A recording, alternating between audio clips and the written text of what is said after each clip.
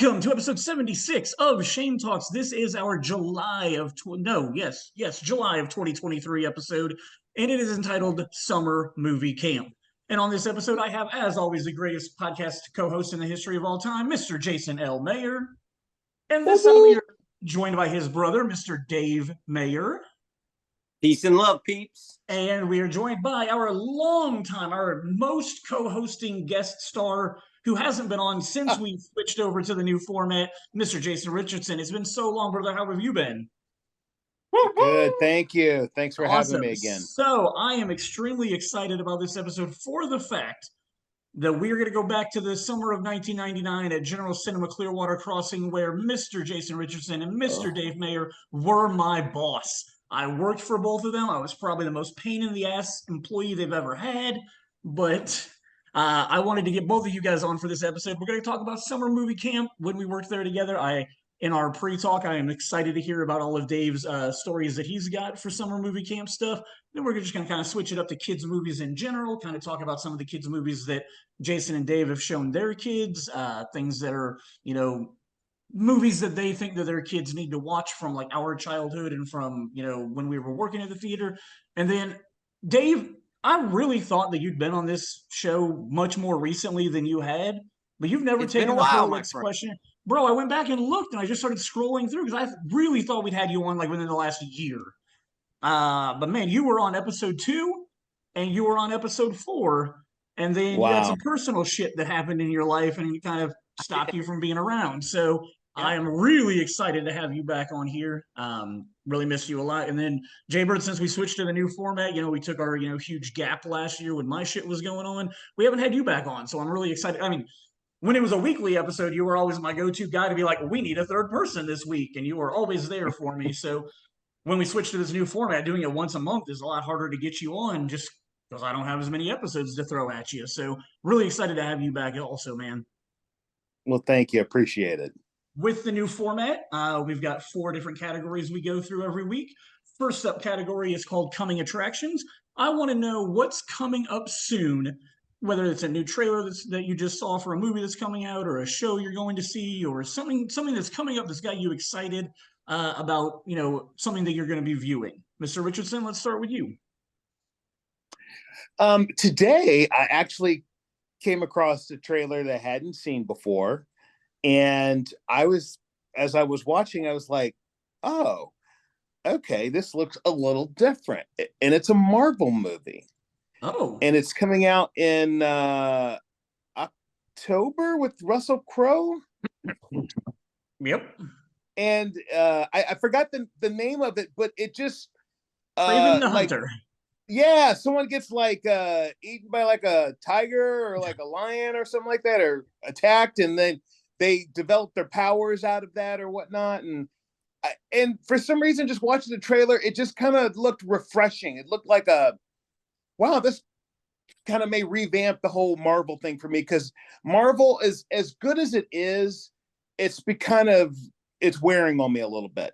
Well, here's what's funny that you say that, because this isn't Marvel. This isn't Disney Marvel. That's a Sony Marvel movie.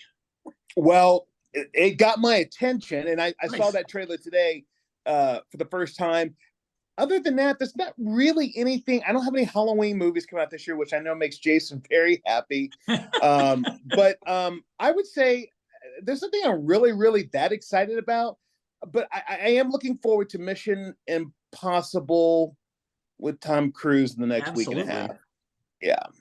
Absolutely. All right, Mr. Maier, what's your comment? Mr. Dave Maier. I hate having a Jason, and I got a Mayor and a Mayor. I don't know how to address anybody on the show. Jaybirds. There's 2 Jaybirds that both go by Jaybird, so I'm gonna have. But I'm the real Jaybird. So. Oh man, the OG. I mean, if we're gonna go back to Clearwater days, let's get this fight out of the way right now. But anyway, I'm Mr. older than Jason Maier, so. Right, but I knew Jason Maier as Jaybird before I ever met you, so that I don't he's got grandfathered in on my behalf. Yeah. So I just don't know how to do it. I'll figure something out. I'm gonna make up names for everybody. And you're both bald. Anyway, Mr. David Maier, can you tell me what your coming attraction is? So I gotta say, I was torn between 2. Yep. And I really There's no real rules on this show. Yeah, but you know what? I do this thing with my kids at school, and it's called Favorite Fridays. And I pick a name, and that kid has to decide what the favorite's going to be. And it can be ice cream, it could be movie, sport, TV show, whatever these kids pick. Uh-huh. And there's always a kid or two in there that goes, "Well, I got two," and I'm like, "No, that didn't work for me. Pick one." So I'm gonna kick the second one to the curb, and I'm on there with Jason. Tom Cruise coming out and watching this little. My friend Joel and I were hanging out, and we watched this kind of preview kind of thing to the new movie, and it showed this whole stunt with the motorcycle. So I don't want to ruin it, but it's been pretty impressive. And we watched that, and it was just like literally, I looked at him, he looked at me, and our mouths were like, oh, my palms were sweating, like right. Woo. I gotta Woo. say that, and today these questions that I've looked at have helped bring this out in me. Like, I wasn't the biggest fan of number 2. I'll be honest with you, but all the other ones, I feel like, and I know Shane's favorite was not 3. 3 was okay. It was way better But than 2. I mean, even when I'll still watch it, there's not a lot of those movies. So I would say that was my number 1. I'm really looking forward to it. I had just seen a preview for something on Netflix, but I think out of everything, it's that Mission Impossible, and that I just found out it's going to be a 2-parter. Yep. Yeah, but you have to think about I liked number 2, and I like John Woo as a director. But if you think about it, number 2 actually kind of changed the feel of that franchise. Yep. I mean, because the first one was good. First one's phenomenal. The second one took it to like more of like this stunt dare type of kind of action, right? And then it just number 3 is the one where like I always forget a lot about number 3, but when you start with number 4 on forward, it kind of picks up from where 2 he keeps kind of pushing established. Oh, yeah. And they just got better and better. It's like, you know what, we are going to, James Bond has come back, and it's kind of neatly styled, and it's hip, it's got a lot of action, it's a great art piece, and we need to kind of elevate ourselves to that type of action drama, and it's brilliant.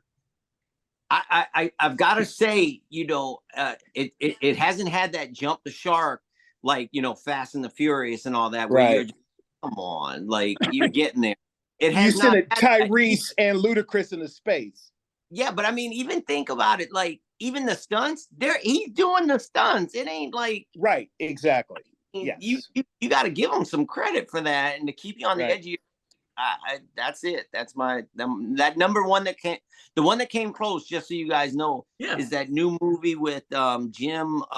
You'll excuse me for a second. Caviezel. What? Jim Caviezel. Yeah, that new movie seems super. It's from a studio called Angel Studio, and it's not. Look it up, and it's about Sound of Freedom. True Sound story. of Freedom. Apparently. It's about a CIA agent who was tracking down pedophiles, and he's doing a great job. He's stopping these, and somebody asks him the question. He goes, "How many of you stopped?" And he said, whatever it was, Jason, I don't know. It was something like 200 and some pedophiles. And they go, "But how many kids have you saved?" And it makes him stop and really think about, whoa, I'm getting this after it's happened to the kids. I got to do this before it happens to the kids. So, and these kids that have been kidnapped, and then it goes into this whole story, and apparently it's true story. So I'm really looking forward to checking that out too. That's on Netflix? No. It's Angel Studios it's supposedly a streaming service, but they don't have a set fee for their movies. So you go on there, watch a movie, and it's up to you. You don't have to pay to watch it. You watch it, and at the end it says donate what you think is appropriate. If it meant a lot to you, you're donating this much money. If you didn't like it, you could say, I'm not paying anything for what I just watched. And it's getting a lot of hype. I'll have to look into that. I didn't know anything about it. So the Sound of Freedom is what it's called. It's being released on July 4th. I'm actually looking forward to this movie as well. Jim Caviezel, I think, is a great actor. But one of a couple of cool things is Angel Studios they're releasing it in movie theaters, and if you actually go to their website, you can buy a ticket and then you can automatically donate. Like it's a buy one get one free, but you donate the second ticket if you buy through their website to help spread the word and get I think I more saw that people to watch them. trailer. Yeah, Whatever it's all the about last human couple trafficking and movies I Yeah. saw. in the kid trade. And Caviezel was saying, I saw a little interview with him, and he was saying that not enough people know what it means and what's truly happening and how this is a global problem. And he says that's why his goal is to get as many people to see it. It's not backed by a major sponsor or anything like that. So it's pretty interesting. Yeah, I'm definitely gonna have to check that out. I didn't know anything about it at all. Mr. Jason Maier, what's your coming attraction, my friend? My coming attraction is I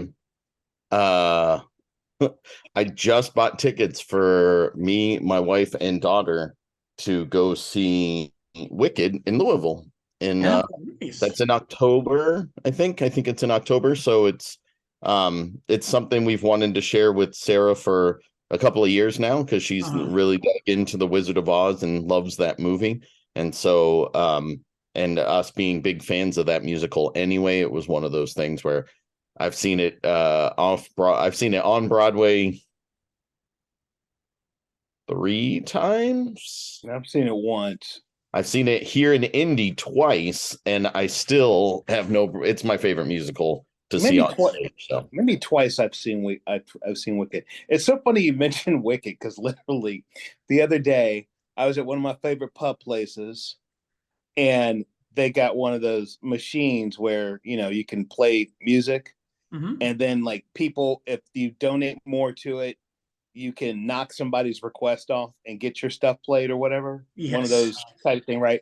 So they were, I kid you not, they were playing like 90s hip hop stuff like Ludacris and stuff like that. And all of a sudden someone fast passed and paid $20-something and the Wicked soundtrack played. And the whole bar was looking like, I mean, everyone gave that guy side eye because the waitress pointed out to who it was. I was just like, and we literally sat there and just listened to the Wicked soundtrack. Not that there's anything wrong with that, but it just kind of killed the vibe in the bar. Not You're exactly telling me bar music. Pay another $40 to fast pass that one. Yeah, I thought about it. I was like, no, that's okay. I'll just whatever. So, but yeah, when you said Wicked, I thought you were going to say Barbie.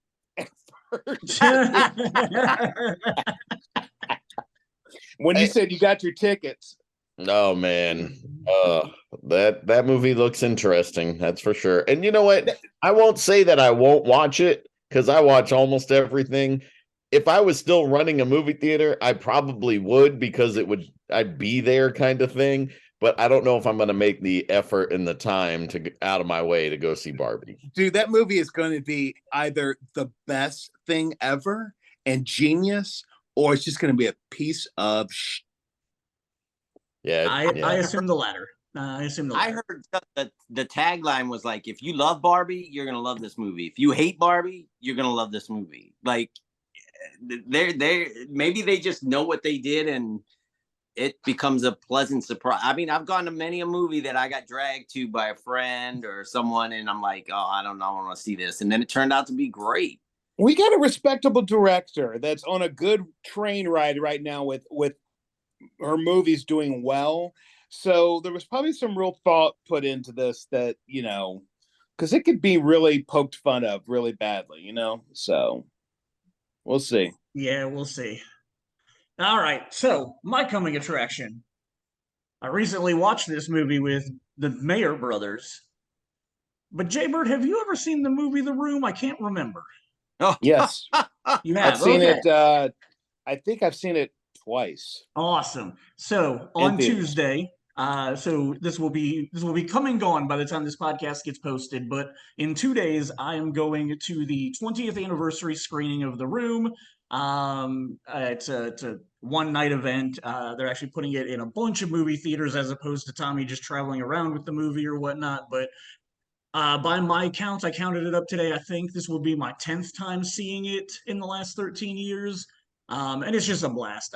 Jason Maier and I have done it at least like 6 or 7 of those times have been with him. And it is just an absolute blast to be in that audience because it's a different experience every single time you go. It's the worst movie ever made. It actually is worse than Consternate. I can say it. But the crowd enjoyment. Oh yeah, speaking about that, all 3 of my guests today are cast members in the film Consternate from the year 2000. It's a great panel I've got tonight. I just realized. I'll never think of a plastic spoon as the same. No, and you I shouldn't. got nicked in the ear at a screening once, and I was just like, "Ow!" I'm like, "Damn." We the biggest spoon event that we've done is we took 3,000 spoons with us one time, and they were gone like an hour into the movie. So I'm not sure if we're going to bump that up to 5,000 for Tuesday or not, but I know we're taking a lot of spoons with us on Tuesday. I feel so bad for Dave because Dave, when he was in town back in February, Jason, Dave, and I, and his friend Joel, and some other people, Michael was there. We went and saw it at a movie theater here in town, and they showed like a 45-minute documentary before the movie instead of after the movie, and it literally ruined how he shoots himself at the end. It ruins everything for the person who was watching it who hadn't ever seen the movie before. So that was really disappointing about that last showing that we went to. I had a blast though. I mean, Good. I don't think it was something to do. It was something to say, I've done this. The beginning, the actor that came in and kind of talked about it a little bit 1st. Greg I had a lot of fun. I can tell you I'll never watch that movie again. I mean, if a bunch of us were getting together to go, I'd probably go with you guys. But it's our generation's Rocky Horror. It's a audience. It's Mystery Science Theater 3000 live. Like you're in an auditorium with a bunch of people who are all making fun of the movie together. You're not watching it for like its visual presentation or its dialogue or anything. Like you're watching it to see if somebody is going to make a joke that you haven't heard before at the film's expense. And then you're there for flying spoons and stuff like that. But I had the worst experience ever the very first time I ever watched the movie because there was all this hype around it.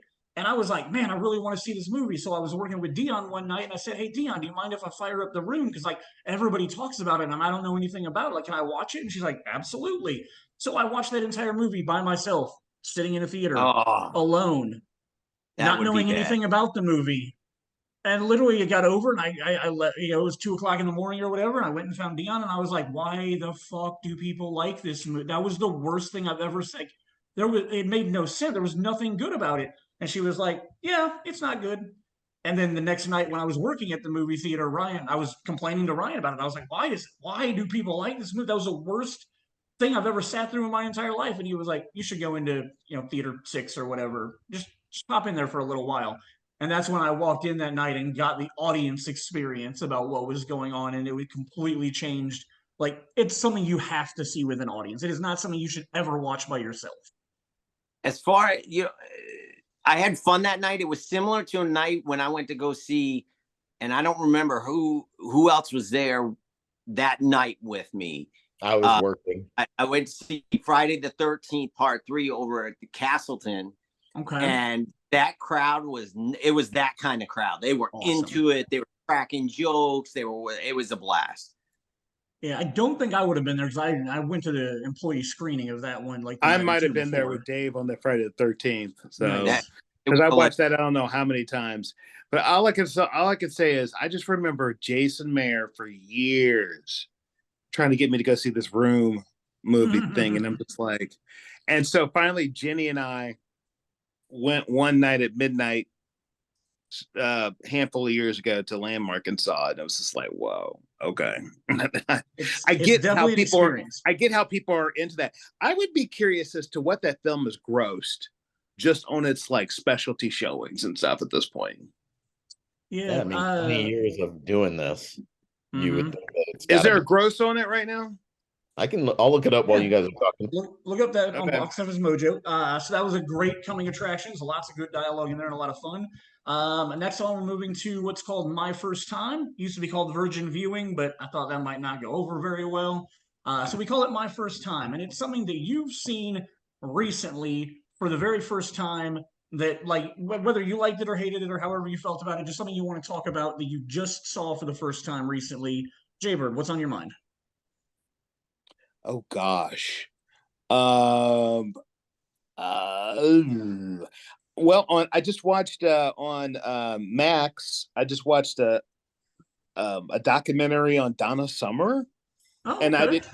I didn't realize how much I just didn't know about Donna Summer, because I knew Donna Summer existed back in her, you know, peak period in the late 70s, early 80s with disco and stuff, but didn't know a lot about her personal life. And so I've kind of been in a documentary funnel lately and such. So I watched that, and that was really good. And it's one of those things too. Like, again, I didn't know her story, and then there's tragic involved, and you think like, good gosh, how much more are you going to hear of what the hell that women went through, in their lifetime and whatnot and such. And then also the same thing with watched another documentary on Max called something that is about Mary Tyler Moore. Oh, and what a trailblazer she was, and how she kind of, put women on the map for, it's okay to be single, when, she had the Mary Tyler Moore show and blah, blah, blah, etc. It was just a great documentary. So I recommend those two documentaries if you've got Max. Very cool. Mr. Dave Maier, what's your first time viewing? Before I say what movie it is, and it's been out for years, I just saw it. But Jason, I'm with you, man. I've been watching some documentaries about bands and musicians and things like that. There was a great one on the Go-Go's. I thought that was phenomenal. Really? There was a good one about Alanis Morissette. Very cool. So I'm digging all those. But the movie that I've recently watched, which had been out for years, I was home recently on a medical issue, and I was flipping around the channels and looking for something to watch. It's the middle of the day, and The Manchurian Candidate popped up. The new one, the like 2016 one or whatever? No, this is the one with the original. Dustin Hoffman? Say that again. Dustin Hoffman? Nope. So it would be was it 2016? Or Denzel Washington? Denzel. Okay, then that was would have been in the 2000s. Oh, okay. Somewhere. And it had the guy that played Wolf. Meryl Streep was in it too. Yeah. Leo Shriver. Yeah, I don't know what you guys thought of that movie, but I was just flipping around for something to watch, and I said, I don't think I've ever seen this, and I had heard of it a couple times, and I looked at the cast was really good. It was a good cast, but the movie itself was just kind of, there's nothing to say. But I was just stunned that I had not seen this, because you got to think, I mean, who with that cast, it would be something I would watch, and for some reason I missed it. I think I'm kind of glad I missed it. It wasn't great. No, it's pretty Denzel's disappointing. great in everything he does. He really is. He's good at everything he does. But yeah, it was not a movie I would ever recommend to anybody. Mr. Jason Maier, do you have a Room box office mojo update for us? Yeah, weirdness. It says all releases, so I don't know if like he's getting a bigger cut of this that doesn't get reported or something, because of the fact that he's the one a lot of times releasing it. Sure. But it only says worldwide. It says a domestic gross is 549. Oh, it's got to be more than that. 549,000, and it says the worldwide is 4.9. So I'm betting the international money is probably correct for the international stuff, but there's got to be something where he's just renting out this video himself and getting the ticket sales directly to him or something, because we know that domestic is not right. Huh? It's a packed house when you go. Yeah. He's got to be a millionaire at this point. Absolutely. And that first movie theater that it ever showed in, they played it for something like almost 20 straight years every weekend. It was a Friday, Saturday midnight movie. And like you don't go for that long of a period of time selling out that auditorium and end up with $549,000. Like, Yeah, yeah, no, that's this is very likely weird. something that we'll never know the true number. And I mean So that fits the bill for Tommy's life. We don't know how he paid to make the movie. We don't know how much we don't money know he where actually. it came from. We don't know what country he's at. His accent changes more than mine in our mobster movie. Like, yeah, it's What's all a the one secret. main line for what's the one main line from that movie? You're tearing Oh, me apart, Lisa. Lisa. That's yeah, okay. Mr. What about Mayer, you? what is Mr. Jason Mayer? What's your first time viewing? No, you go first. Okay. I You always guarantee end you're up not. last. I guarantee you're not stealing it this month.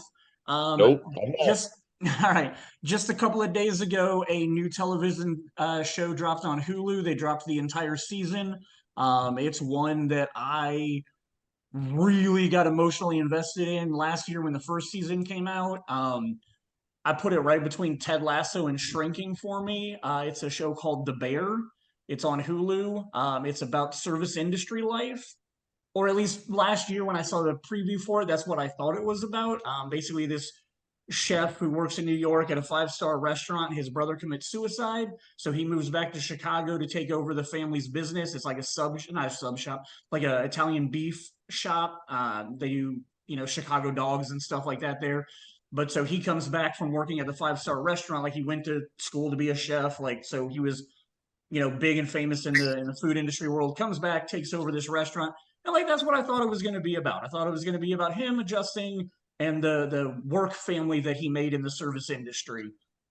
But man, that movie is so much deeper than that and deals with so much trauma, grief, regret, family stuff, like just all how all these family members and like cousins and things like that are dealing with the fact. And the brother that commits suicide is played by John Barenthal. So you kind of get him every now and then when they do flashbacks to when his character was still alive. So, man, really loved the first season. And then, like, so it dropped, I don't know, like a Wednesday or Thursday. And so that's literally all I did yesterday was sat on my couch, watched all 12 episodes of season 2. And it's phenomenal. It's phenomenal in the same way that Ted Lasso is phenomenal because it literally just shows you how different people process grief differently.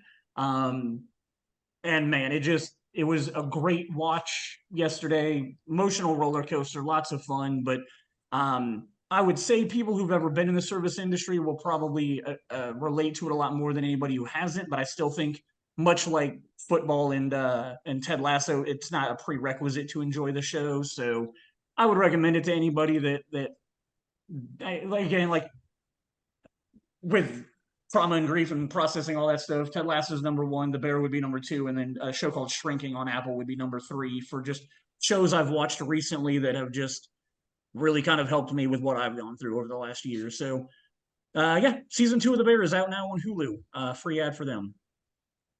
Jason, you. So Shane, I told you a little bit about this show. I ended up binge watching all like it was either 6 or 8 episodes just last Saturday because I was just or maybe it was the week before, I can't remember, but it's called Tex-Mex Motors, and it's kind of cool. It's on Netflix. Think of like Pimp My Ride, kind of. So essentially what happened is that all these classic cars in the United States have shot up way, way high in value. And so they sell for top dollar. The issue being is that they cost top dollar to purchase so that you can get them fixed up to sell them again. So if you're trying to flip them, it costs a lot of money to do that and get into that world. Well, this garage of ragtag people just decided to join together for a summer, and they drive into Mexico because Mexico has tons and tons of these cars just sitting there.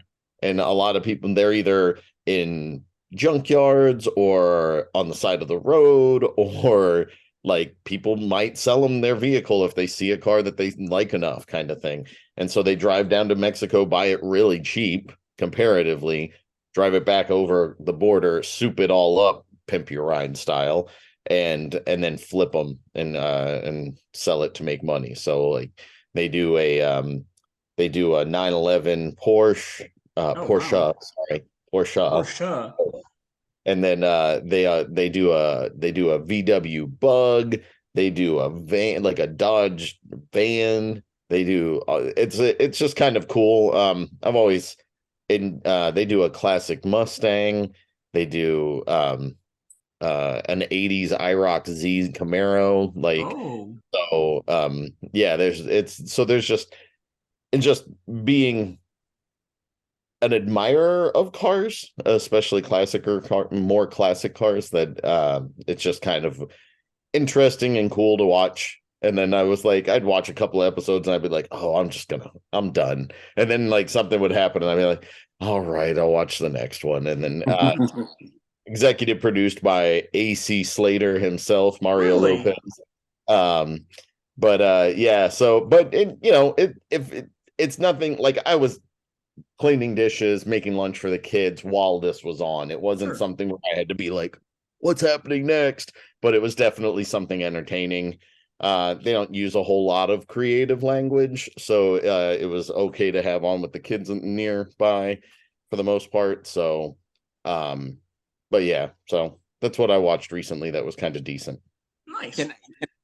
Can I tell What? you something real quick? There was a move. My wife works in San Francisco and she has to fly out there about once a month. She's out there for a couple days. My friend Joel says, Dave, you got to watch this movie on Netflix. And it's Carrie Russell, and they're grooming her to be the vice president. I'm trying to remember the name. Yeah, the candidate or something. Yeah. So I start watching it after Joel's recommendation. 15 minutes in, I go, I'm going to stop now because my wife will want to watch this. So we'll watch it together. True story. She flies home, and Friday, I said, honey, there's this show. I want you to watch it. Check it out. Now, my bedtime's usually 9:30. So like tonight's a special occasion, but usually 9:30. Started watching about 7. So we got through 2 episodes downstairs, and went upstairs, watched one more. And I said, honey, I got to go to bed. She goes, well, I might watch one more episode. Fine. Yeah, you all know what happened. So that night, bed in the middle, and I wake up the next day and I see her and I go, you watched the whole damn thing, didn't you? And she goes, yeah, but I'll watch it again with you. I was like, nope, no need. I'm not going to watch it now. I tried to make her feel guilty. I don't think she felt that good. I want to see that. I know what you're talking about. It's a good show, though. The first 3 episodes were really good. Cool. All right, guys, good times, good times. We have come to one of the favorite parts of this show now, where we jump over to myself and Mr. Troy Myers, where we are going to discuss, I don't even know, because he said he didn't really care about talking about kids' movies, so we're probably going to talk a lot about Dazed and Confused, like we always do when Troy's on to this halftime show, but him and I just went and saw Dazed and Confused at the Art Craft last week, so I have a feeling we'll actually be talking about that. So here is future Shane and future Troy having a conversation. And here we are at Troy's Halftime Talk. This month, we're talking about animated films, kids' movies, working at General Cinema Clearwater, all that kind of fun stuff. But before we get into that, I know this is Troy's Halftime Talk, but I'm going to kind of take over for a few minutes because I got some stuff to say about you, my brother. So let me speak my mind for a minute. Last weekend, you sent out a text. Like a week and a half ago now, you sent out a text and you reminded a bunch of our friends about what you talked about on last month's podcast. You talked about the screening of Dazed and Confused at the Art Craft. Yes, I happened sir. to have no plans on Saturday night when you sent that text out, and I was like, you know what?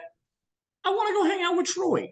And Yeah. as I was thinking about it, it was like over the last 15, 20 years, you and I have hung out a lot, but it's always usually been in a group, like poker nights, draft days for fantasy football, random get-togethers, at Zach's house or something like that. But the last time I remember it ever just being you and me hanging out was on the floor of your mom's house, your bedroom on the floor of your mom's house when we would Most get it, likely. when I would come over with a 6-pack and we would just drink and you would show me VHS tapes of shit that you had randomly, weirdly cut together and made your art the way that you made it on those VHS stuff and whatnot. Yeah, so it had been a long, long, long time since just you and I got together and hung out. We grabbed dinner at the Willard beforehand. That pizza was absolutely amazing. I think it might be my favorite pizza I've ever eaten recently, at least that I could remember. It was even the next day reheating the leftovers was delicious. You had a tenderloin that you said was one of the best tenderloins you've ever had. Yeah, Um, easily like the best tenderloin I've ever had in my life. Yeah, yeah, I so man, I ate hanging out so with much you. food that day.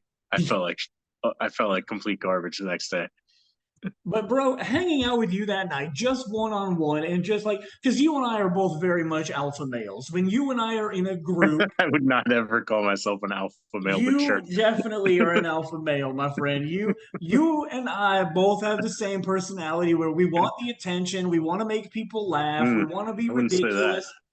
Yes, you trust me, as your friend, everything I say is true. You you you take a lot of cheap shots at me, all in jest, all in fun, and it's a good time, man. But I wouldn't say we butt heads in a comedic way when we're in a group because we both just want to be the funniest dude in the room. But bro, hanging out with you solo on Saturday night was an absolute blast. Just shooting the shit, two dudes talking about movies, talking about film, talking about music. The fact, like, we found out that number one, like, on my drive down, I was listening to a podcast, the 60 songs about the 90s, the 60 songs that defined the 90s or Yeah. whatever it's called. And I was I've like, listened to every episode of that. yeah. And I was just like, oh, I bet Troy would really like this. I want to talk to him about it. And sure enough, you've listened to it long before me and a lot more than me. I'll say this: I'm about I halfway saw through the the picture on your phone, and I was like, "Hey, what's that?" yeah. I was like, I'm "Oh, about halfway through the Chumbawamba episode right now, and it is phenomenal. I thought Chumbawamba was a one-hit wonder band. I had no idea that they were an anarchist punk band in the '80s, far before I there's ever heard still any music by them. both of those things can be true at the same time." Yeah, gotcha. So yeah, but like I'm listening to the Chumbawamba episode now, but then like we found out that we both like Hot Ones, like just all kinds of stuff. Just talking to you that night was just awesome to like connect with you on this level that like we are very very similar, and it was a blast just No, to don't say that. share. Shut up, man. I aspire to be as cool as you, my friend. There you go. Uh, You could say that. yeah, okay, all right. But it was a blast hanging out. It was a blast watching the movie with you, watching it in 35 millimeter, like seeing film grain. Like it's something I really miss going to the movies these days. So getting to see film grain on the movie. I don't love the movie the same way you love the movie because you let everybody know last month how much you love the movie. But I absolutely enjoyed watching it with you, man. It was so much fun to hang out and like. I'm glad you sent that text because if you had not sent that text out reminding people that you were going, I wouldn't have been there. But I had a great time hanging out with you last weekend, man. I mean, that was by design. Dazed and Confused is not just one of the greatest movies of all time, but it is a movie that invites you to have a lived experience with it. Okay. In that you can easily and accessibly in America find yourself in the same state of mind as characters in Dazed and Confused. Sure. Yep. Small town America, baby. Oh yeah. I was impressed and surprised by the number of young people that were at this screening with their parents. Yeah, hey man. I mean, this should be a generational movie. This It was is cool. the American graffiti of our generation. Oh, okay. And it's just a great time. I could just talk about that for the next 5 minutes, but I do that every episode. So well, I do watch other movies though. That's true. Do you watch animated? Do you watch animated movies? Do you like animated movies? I try not to. Oh, well, that's gonna make this Troy's halftime talk real quick. I mean, trying not to, and still having like a daughter who's 11. Like you have a daughter. It's not exactly like I have a complete choice in the matter at all times. So yeah, I've seen my fair share of animated movies. I don't really like a lot of them. Okay. Is there a reason why you don't like them? I think because they're animated. You didn't grow up watching animated movies? I mean, sure, I grew up watching cartoons and animated movies, but like I didn't. Okay. I always preferred people. Okay. Like right. You know, like non-drawn people. No, seriously, like I feel like animation in a way, like it's like the cheap way out of like good storytelling, because it's like like movies, right? Mhm. Like if you're going to make a movie, like you're constrained by like what you can physically actually do, right? Yep. And so, you know, I generally tend to like turn off when the like palette becomes so exponential that like you don't actually have to work within any constraints to tell a story. Okay. You know, like I hold it against something like Avatar, right?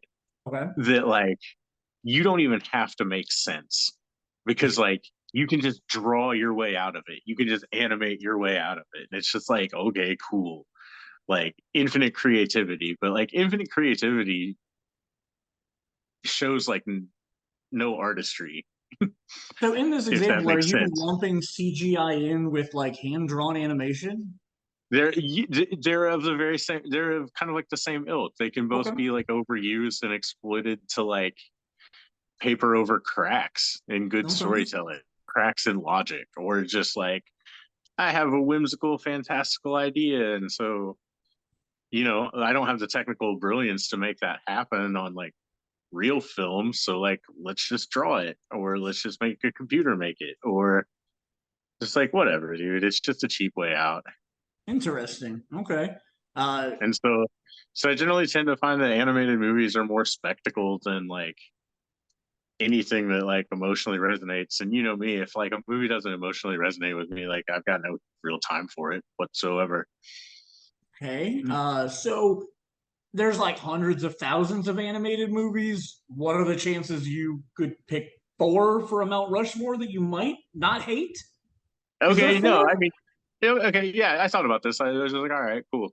Okay. Okay, I'll start with like the farthest face. Okay. Um, slave owner number 4 on the fucking uh Mount Rushmore. Um, I'm gonna throw out like a triptych of movies that like Okay. I would not have seen had my daughter not been in my life. Okay. Um, and I think they're all recent Disney movies. Oh. The Princess and the Frog, Okay. Brave, and Tangled. Okay. Okay. Um, they're all like they're all kind of the same mold where like the princess is truly like the heroine and not just kind Mm-hmm. of like waiting around for like magic to happen or a man to save her, or they're just kind of like doing it for themselves. And so like even though there's some things in those movies and I'm just like, all right, this is a little bit of a broken reality here, but we'll just accept it and move on. But yeah, they're all pretty good at like pushing a better message than Okay. most animated movies, and so I put them on the Mount Rushmore because I appreciate the attempt. Okay. Plus, All right. the Princess and the Frog has an alligator that plays fucking trumpet. And he's like modeled after Louis Armstrong, and that is like Mm-hmm. one of my favorite movie characters of the last like maybe like 10 years. Nice. Dude's Right on. awesome. And Lewis is rad. Um, I guess the you know third prize uh on this Mount Rushmore movie from when I was a kid, An American Tail. Hell yes. Word. I like that one. That one's good. An American Tail is sad as shit. It is. Oh And yeah. so like What's the song? so Somewhere out like there? yeah, dude, the Is that songs the song? somewhere out there, like Yeah. I remember when I was like in 4th grade, some girl sang that at the talent show and it was like really good. And I was like, oh damn. I was like Nice. five hole, bro. So like we gotta give a shout out to that movie. Fuck yeah. Just Any for feelings on Five Will Goes West? I don't remember. I mean, I know I saw Five O Goes West, but I don't Sure. remember it. So Okay. clearly it didn't have me in tears, which is Sure. something that like animated movies used to do when we were a kid a lot. They were like, "Oh no, we're gonna fucking make you cry, you little bastards, before you get this redemptive arc." Like they're just like, "Hey." Um. So yeah. Great Number choice right two. there.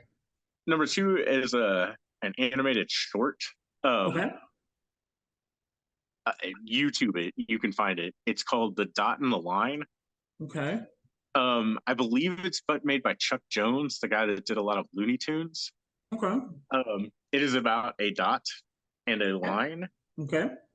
and the differences in them, and learning to like play to their strengths to Interesting.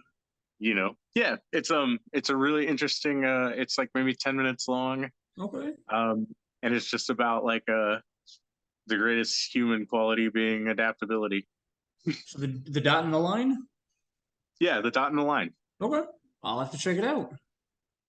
And then the number one greatest animated movie of all time Mm-hmm. is the first 10 minutes of Up.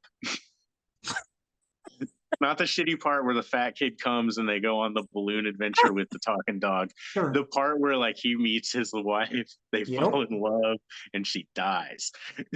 Like Why every are you time I laughing watch, about this?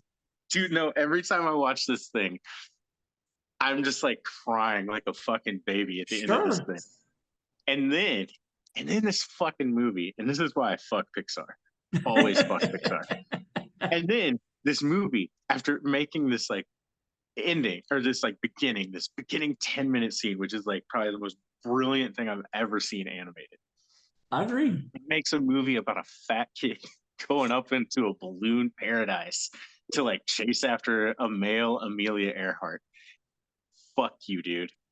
Fuck you. Yeah. Fuck, Yeah. fuck you for life, Pixar. Interesting. It's like, That's I do agree with you 100%. Like that the opening of that movie is far superior to the rest of the film. Like I the opening totally to that agree. movie, I'm like, you could have just made this as a movie, and Yep. I've been like, cool, dude, let's watch this. Yeah. Like, That opening is really, really good. yeah, no, it's literally like painting the ceiling of the Sistine Chapel and then fucking taking a shit on it. And I so mean, like, that would be fuck really Pixar. hard to do as far as gravity Yeah. is concerned. Yeah, that's how amazingly like skillful at like trashing its own thing Pixar actually is. Um, I could buy that. yeah, no. So yeah, fuck Pixar. Mainly fuck them because like their reputation for being like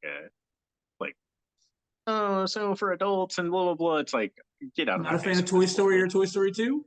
Nope, don't care. Nope. Okay, all right. I thought the kid Interesting. that would like fucking like light the shit on fire and like stick firecrackers on his GI Joes. That kid was way Sid. cooler. Like, who cares? Yeah, I Sid. got He you. seemed like a nice guy. Yeah, no, I just don't get, like, I'm just like, you're not. I'm just like, you know what? Like, make Minions. Okay. Like, if you're gonna make something animated, like, make something stupid and Okay. like that I don't have to think about, and it might actually make me laugh, like Minions. So being that you at one point worked at Castleton Arts and like Princess Mononoke and Howl's Moving Castle and like No, none man. of those like artsy animated things are your jam? I mean, Spirited Away. animation and like magic and like whimsy and all this shit go hand in hand, really. And it's Okay. just like, no, like I always feel like when I watch like the Princess Mononoke or The Spirited Away, like Uh-huh. I always feel like I'm missing something. Like I'm just kind of like, if it's maybe just like I don't have the cultural background to like understand some of these references. I don't Okay. understand like why this story takes these turns that like make no sense to me. And so it always just kind of seems like it's just elusively out there. Okay. It's like are you like a David Lynch person? Absolutely a David Lynch person, 100%. And I think that's why Okay. some of the weird shit in those movies I'm Oh okay yeah. with. So like I'm a David Lynch person up to a point. Okay. Like I like Blue Velvet. Like I think Okay. that movie is like rife with like interesting things that actually Okay. like go to like add to the story and like you add layers and context and things like that. And then you get But something like a Mulholland Drive? Mulholland Drive or like a Lost Highway, especially. Yep. And I'm just Those, like, this is just not making sense to not make it's sense. not. Yes, you were correct. And I'm just like, and so like I always kind of get caught in this like kind of like way of thought with like the Miyazaki movies, where I'm just kind of like, dude, is this making sense, or is this just like not making sense to not make sense? Like, and I was just like, with David Lynch, I'm just like, all right, there's some aesthetic value there sometimes. And I guess there is with Miyazaki too, even though I don't really enjoy the animation aesthetic as it were. And so I guess I give David Lynch a little bit more leash with that type of shit. But ultimately, those things always lose me because I just think it's like weak storytelling. Well, look, let's tangent off from this real quick. I'm just curious, what's your opinion on Straight Story? Oh, I like Straight Story. That guy was so pleasant. Richard Farnsworth or whatever his name was. That's right. Yeah, no, it was great. Like, I mean, was it my favorite David Lynch movie? No. Was it my favorite movie of that year or anything? No. But did I enjoy it for like the 90 minutes that it was on? And was I like rooting for that guy? And did I enjoy the fact that like David Lynch just came out and told like a kind of nice story? That, something that I don't think he's ever done since then. Like, it's his one-off that doesn't follow his other like patterns. Yeah, I mean, that's the thing. Like, it's okay to you can be weird. Like, I mean, Blue Velvet's weird. Wild at Heart is weird, but they like make sense. They go someplace. You walk out of that movie and I can go, all right, so this is what happened. As opposed to like, you walk out of the Lost Highway and you're just like, explain this to me in like less than an hour. And it's just like, that'd be tough. You know, it's like, whenever you read a film review and it talks about like metaphysics and philosophy and like all this shit, it's basically just like papering over the fact that the movie makes no goddamn sense to anybody, and that if you can explain it away and you have to use like research in like textbooks to do it, it's not a good movie. All right, I can buy that. Yep. All right, man. Well, this is your halftime show. You got anything left to say? You got anything go see the coming movie, up? Do not go see the movie Asteroid City. Really? Just wait. I mean, it's a Wes Anderson movie. That's the thing. Like, I am not a Wes Anderson fan anymore. I think Rushmore is the only movie he's ever made that I've enjoyed, and everything since then I've hated. But that one made me go, maybe I'm going to give this a chance. But not if you say that. I haven't seen it, so I shouldn't dog it. But I have a personal beef with the Asteroid City spillover crowd that spilled over into a movie that I watched on Friday night, which I am going to recommend. What's that? It's a movie called Past Lives. It is playing at the Can. Okay. It is a lovely romance, a slow burner, and it has one of the best endings that I've seen in a really long time. So good. Oh, yeah, I've never heard of this movie. I don't know any of these people in the cast. Is it subtitled? No, well, parts of it are. Parts of it are, but most of it takes place in New York City, and you know. Yeah, but I've never even heard of it. Yeah, you will when it wins like 5 Oscars next year. Right on, nice.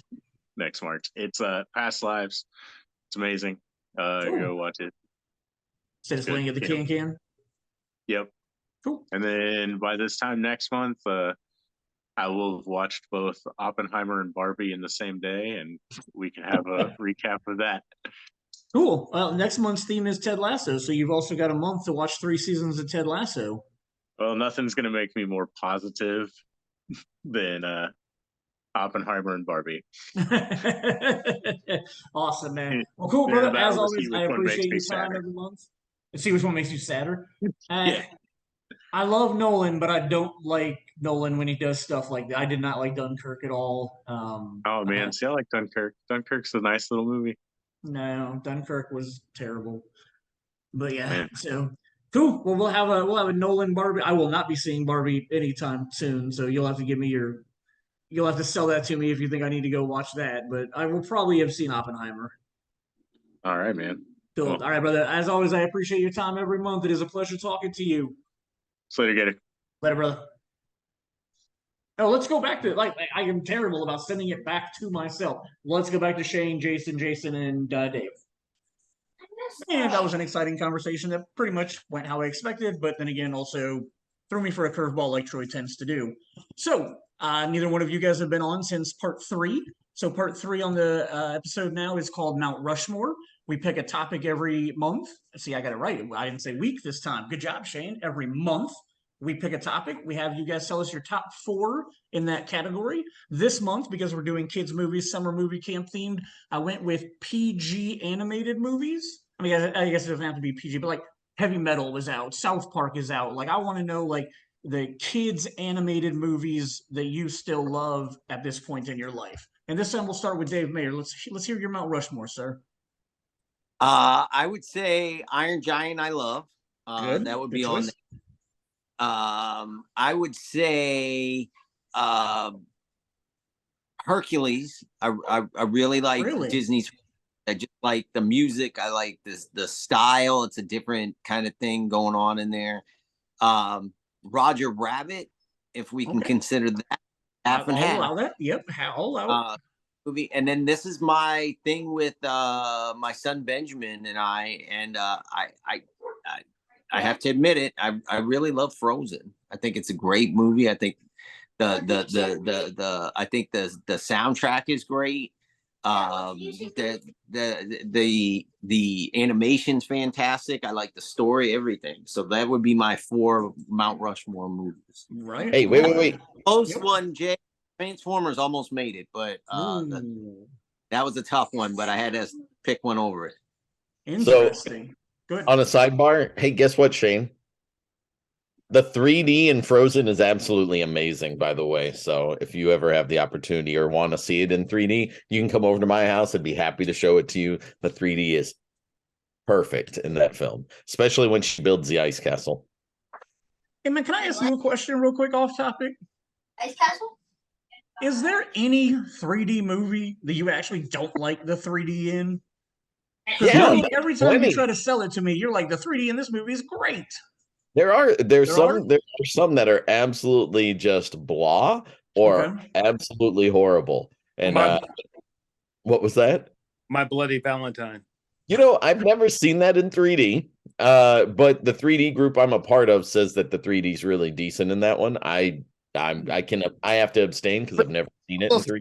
Fresh and like, okay. Oh, that the movie itself can be bad. It's about the how it works 3D wise. So yeah, but yeah. So there's some that I just realized also later at the end of the episode we'll announce our next Jason Talks episode since we've set that up. But we need to do Jason Talks 3D at some point, and you can get some of these people in this 3D group that you're in to come on here and try to convince me. Or no, I'll take that month off. You can get 3 of your 3D buddies on here, and it can just be a 3D circle jerk. We're good. I'm good. Don't need to do. I want to see that episode. I don't want to see me and 3 other dudes circle jerk. I'm good.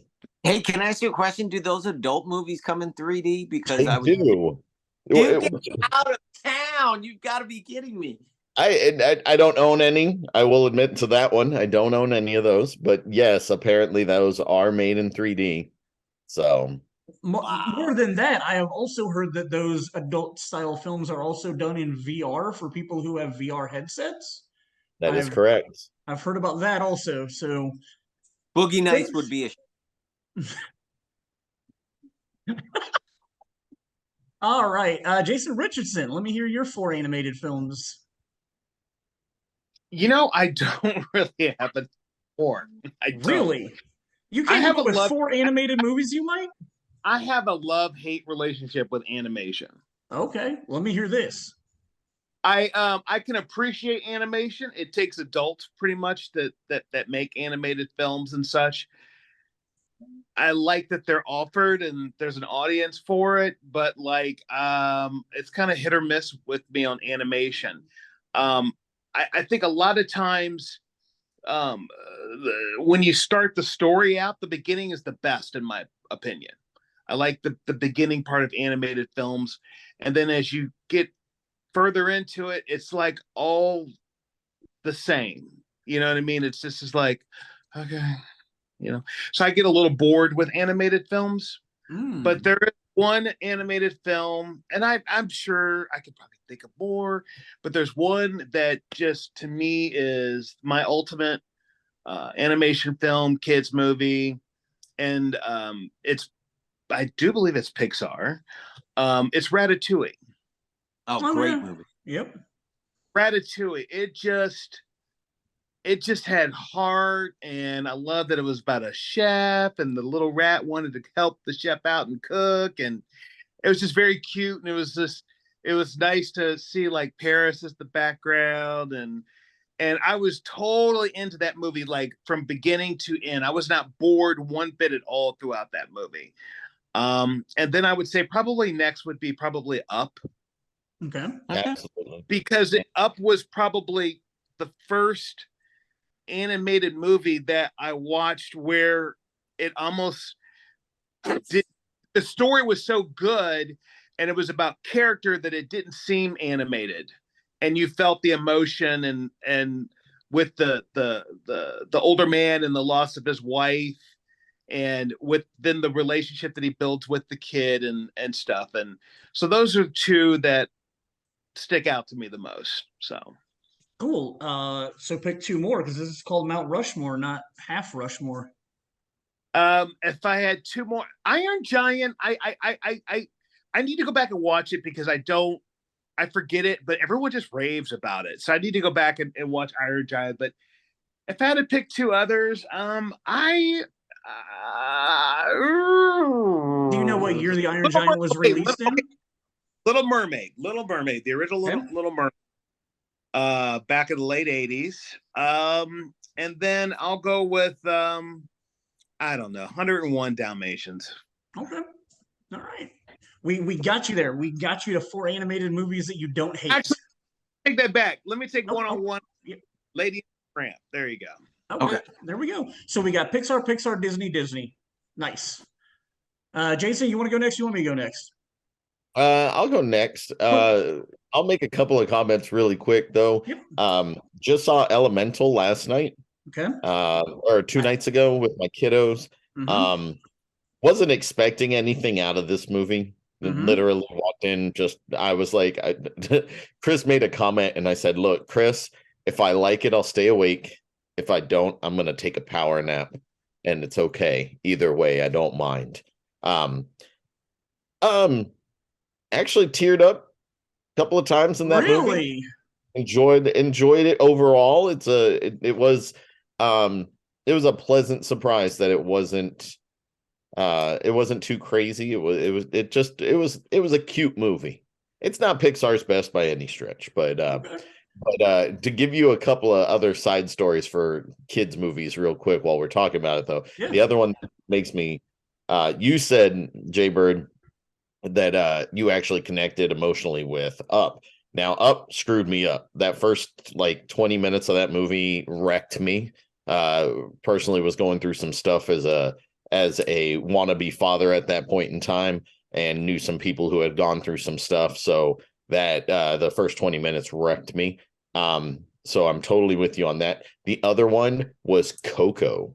At the end of that movie, there is a point in time where something happens, and I'm sitting there, and I mean, like tears are flowing, but I'm not like sobbing or anything. And I was like, man, I can't believe this. I hope I'm okay. I hope I don't want the kids to see this. And I turned, and both my boys were just like exploding, like bawling their eyes out. So I connect with animated movies a lot of the time. And that's the main reason I'm picking the 4 that I am picking for my Mount Rushmore. 2 of them mainly because of the greatness they hold in my heart from when I was young. First one I'm going to mention is Peter Pan. Peter Pan is my all-time Disney classic film, as far as I'm concerned. And I've mentioned it on this podcast many times before. Anything before 89 and Little Mermaid is considered a classic Disney. Anything after that is post-classic for me personally. So Peter Pan is my all-time classic film that I think is I remember loving it when I was a kid, and just the whole story is great. Second up is another classic Disney film, and that's The Great Mouse Detective. Had Oh a yeah. great time seeing that. I was in kindergarten. We had a special trip as kindergarten class to go to the movie theater on the Post when we were in Germany, and they took us and I saw it that and there, and it's just so all the smart stuff that we like in movies nowadays, the snarkiness and the smart comments and the quick comebacks. It's one of the first movies I can think of, like from a time perspective, that they had that in there. Especially with a kids Seriously. movie. Like, Hmm. it's very quick-witted, and it works really well for that movie for me. Next to Shane's gonna love this, a 1999 movie, Tarzan. It just totally the style of the animation, the beginning portion of that movie until she saves Tarzan, is just it is awesome. Hits me right in the feels every time. But I loved him like sliding skateboard wise on all the vines. But yeah, I love that movie. And then the next one, I'm gonna cheat. It's three movies all rolled into one because it's my favorite trilogy animated of all time. First one was great. The second one is almost as great as the first one, and the Oh, third is just tiny step down. Is How to Train Your Dragon, and it's oh, just this wonderful story of two beings from different backgrounds becoming best friends, taking care of one another, growing together, seeing each other have families, and then yeah, so that's my Mount Rushmore. So right on. I will mention Toy Story should have been up there, except Toy Story 3 is a stupid movie. So I mean, I'm not I'm not gonna lie, I cannot believe the Transformers didn't make it for either you or Dave. Like, it would be I thought that was shoo-in number one for either one of you. Gotcha, man. Those are all a lot of really good things. but mine are Disney, and DreamWorks. So sorry Yeah, about that. no, there's nothing to be sorry about. If that's how you roll, that's how you roll. Yeah, a lot of my stuff did not get taken that I thought might have. But yeah, so we're gonna go through mine. My number four is the movie that I don't even know if any of you guys are gonna have seen it. It's one that I saw as a kid because I am a huge Peanuts fan. It was called Bon Voyage, Charlie Brown. The Peanuts gang goes over to Europe, and I am pretty sure that this film by itself is what started my love and obsession for Europe.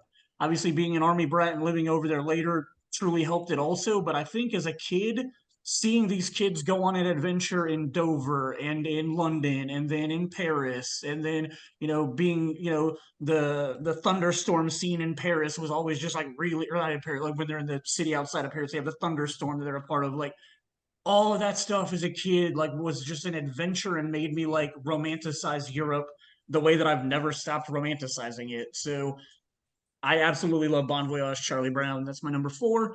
My number That three. that made Go ahead. that made me think of I should have said it, A Race for Your Life, Charlie Brown, where they Oh yeah, um Wasn't after it a water rafting or something? yeah, yes, yeah, yep. that's still a good one. Yeah. There you go. Yeah, see, we're Go finding ahead. more animated movies you like. My number three relates back to Jason's number ones, which I thought that this movie was going to be on Jason's list, was Lilo and Stitch. Because that was a movie that I had zero interest in ever seeing. The ads for that movie pissed me off so bad with Stitch ruining like classic Disney scenes. I refused to watch the movie. I was like, I'm not watching Lilo and Stitch. That looks terrible. And then opening weekend, Jason hits me up. And this happens from time to time where people who know me know movies that I'm gonna like. And Jason hit me up and was like, "You and I are gonna go see Lilo and Stitch this weekend." And I'm like, "No, I told you I'm not gonna watch it." And he was like, "I saw it and I absolutely loved it. And it's a movie that it's exactly the kind of movie that you're gonna like." Okay, fine. Jason says I'm gonna like it. Let's go watch it. And he was 100% right. That movie, absolutely so much fun, so much ridiculous fun. Like Yeah, I was very wrong about my preconceived notions about Lilo and Stitch, and I absolutely loved it. And the guys who created Lilo and Stitch went on to do the How to Train Your Dragon franchise, which you can definitely see a correlation between those two stories, like the types of stories and what's going on in Trigger them. one, So. trigger one. We've got two adult men going into the kids movie. Well, we saw it in Has that Greenwood, made so Clearwater? I don't know if you were working at Greenwood at that time, but yeah, Jason and I definitely went and saw it at Greenwood. My number two is my see. Well, here's what sucks. According to Jason's logic, I can't count this as classic Disney because it did come out after The Little Mermaid. But my timetable for classic Disney goes all the way until about 2000. So I still consider this classic Disney because it was still mostly hand drawn animation. There was some CGI used in it, but it's one that's just always had a special place in my heart, and that's Beauty and the Beast. I absolutely love the story and the concept of it. The cursed guy who can't find love, like all that kind of shit. Like definitely a story that I've enjoyed since I was young. It meant a lot to me, over the last few years. But yeah, so Beauty and the Beast definitely my number two on animation. And then number one, what Dave mentioned earlier, which I watched this morning because I just wanted to make sure that it still holds up. And The Iron Giant is literally the greatest piece of animation I've ever seen in my life. Absolutely a flawless film. Jason Richardson, I would highly recommend going back and giving it another watch. It's just a phenomenal story about being what you want to be and not what you're designed to be. Like the Iron Giant was built to be a weapon and to be, destruction. And Hogarth teaches him that he doesn't have to be what he was built to be, that he can be whoever he wants, and he chooses to be Superman. And very emotional. I mean, I still got as close to crying as I usually do when he says Superman and flies off. That last scene with the pieces coming, Yeah. it's much. Well, and that's the greatest thing about this, and why I'm so glad it was a Warner Brothers project, because we've never got a made-for-TV spin-off TV show about it. We've never got a sequel. We've never got comic books about it. Like, that movie is just that movie, and it is what it is. And Brad Bird has said that he feels like he told the whole story that he wanted to tell. So I don't think we're ever going to see a sequel. Obviously, it sets it up where we could. Like, if somebody ever wanted a cash grab, they could try to find a way to do it. But, like, I just love the fact that that movie is what it is. And I love the fact that it took 2D animation. The entire movie is hand drawn except for the Iron Giant. The Iron Giant was done with CGI.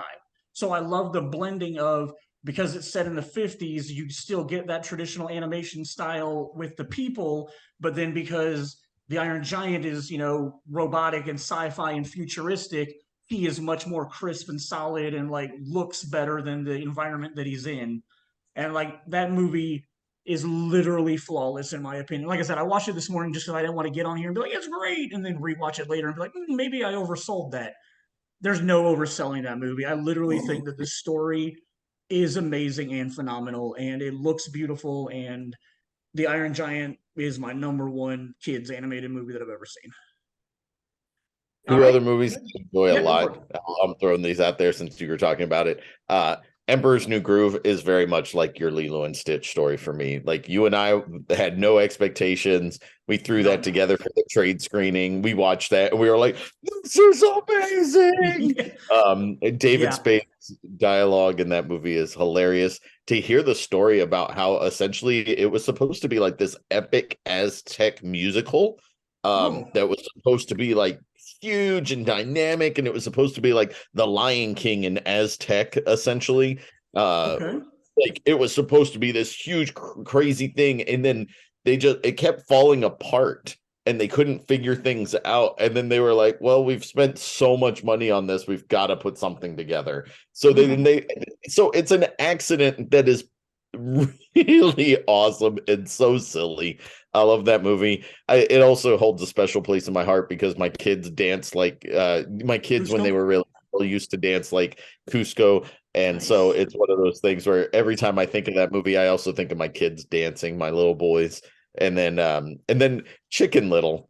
So, like, not that great of a movie, but I saw it with Justin Rochelle, and the fish out of water in that movie made me laugh because of him laughing all the time. Made me laugh to an extent that I always thoroughly enjoy watching that movie just because of the that aspect of it. So, but yeah, so those are my Very two nice. that are always fun. Awesome. Well, we can jump into the feature presentation now. We're going to kind of go a little bit out of order from how I have it on our outline, but because we've already talked about 2 out of the 5 summer kids movies that came out in the summer of '99, so we're just going to roll off of that real quick. Jason mentioned Tarzan. A couple of us mentioned The Iron Giant. Both came out summer of '99. Both phenomenal animated films. Our other ones that summer that came out for the kids were Muppets in Space, Inspector Gadget, and Dudley Do Right. So Oh, I cool. know I pimp out 1999 as an amazing year in film, but apparently it wasn't such an amazing year in film for kids movies because those Look at summer Dave. ones. What's that? Dave, Yeah. the way he was laughing just now. Yeah, so I mean, we did have 2 great ones. It started off the summer with Tarzan, which was amazing. Ended the summer with The Iron Giant, which was amazing. But that's pretty much all we gave the kids that summer. The rest of that stuff was That was pretty much enough. garbage. Yeah, you think so? I mean, we were They were slammed for Right. Tarzan. Oh, We were slammed for they Tarzan. I didn't realize that the Iron Giant was considered a flop. It only made $23 million at the box office on a $70 million budget. So I never Mhm. realized that that movie was considered a flop. Like, I mean, in my eyes, if I love something, it's not a flop. It can't be a flop. I don't, yeah. I don't always pay But now attention to the it's numbers. it's now a cult animated film now at this Yeah, point. So absolutely. It it gained a found lot its of audience traction. finally. Yeah. So that summer of 1999, where I was your employee and I worked for you guys, we had 2 really good kids' movies. And now I want Dave Maier to talk about Wednesday mornings at Clearwater oh, Crossing 12 during the summers. What that was was a the Wednesday shift. morning like? That was the shift no manager wanted. You could give me any other shift, but you got that, and it was just bad. I do want to say one thing before we get going on this. Yeah. I've talked to people about my background, and I had a second career before I was a teacher, and I love teaching. I did love working at General Cinema. I really did. I felt that there were good people at AMC that took over, but it changed so much. And if you think back on the things that General Cinema did, like the summer movie camp, they were letting people in, and literally there were older movies, so they weren't bought for them, and they were telling, bring us everyone. It was like Ellis Island back in the 1800s, like bring me your weary, bring me your tired, all that. And they made buku bucks on this deal because it was all concessions. So that's all. The large sodas cost us what back then, like 23 cents or something, and popcorn. They were ahead of their time, and I know all of us at one point. General Cinema was different. It was different. It was a different company to work for. I felt it was more family friendly. They say it had grandchildren syndrome, where when the grandfather starts that company, he puts his heart and soul into it, and then his sons that took over after the grandfather, his sons saw how much he worked and what he gave up, and they were not originally rich, but at the end they were. And then the grandsons, what happened. I don't have to explain the story of they've grown up with the silver spoon, and all they think about is expansion and expansion. Let's make more, and it was the downfall. But if you think of that, the summer movie camp they didn't have to clean poopy diapers off the floor. They didn't have to run out of popcorn and go running up and trying to make some, or kids spilling stuff everywhere. Those were the worst auditoriums to clean in all my years of ever working in movie theaters. Summer movie camp was the worst because those kids, you might as well just walk around and dump soda on the floor and popcorn. They were bad. But General Cinema, I used to always feel like, okay, we're about to unlock these doors, and those janitors just cleaned those auditoriums, and they were nice and clean. Oh yeah, and then that all changed 5 minutes later. Like, yeah, it was rough, and you're dealing with groups and everything. But out of this comes one of my favorite. Jason's already laughing. One of my favorite stories about summer movie camp. I can't wait to hear this. I was dealing with they come in on a bus or a van or something like that, and the camp counselor was there and all that, and the lady was having some issues. So I'm trying to help her. She's probably got 20, 30 kids around, and we're all over by the manager station, right? And I'm like, oh, hold on, I'll help you with these tickets, blah, blah, blah. So we get into there. I come back, and I'm like, I think you're all set. And I have to rip one so bad. I crop dust while I'm talking to the lady. And I'm trying to cover it. It was bad. It was vile. And I never forget, somebody goes, what's that? What's that smell? And somebody else goes, but yeah, what is that smell? And I'm trying to play it off the best I can. And one of them goes, Johnny did it. And they point to the little boy, these 10-year-old kids, and they all point and like, Johnny farted. It stinks. Oh my God, it's disgusting. And they're just ripping. I could have stopped that in 2 seconds, and Dave Maier did not. I just was like, have a good movies. And I said, that poor kid, he's going to bump into one of those summer movie camp kids 25 years later, and they're going to go, you're the one that farted at that summer movie camp. That's great. Dude, that's awesome. I will say, as a 19-year-old with open availability, I remember working, I think, every summer movie camp Wednesday that summer.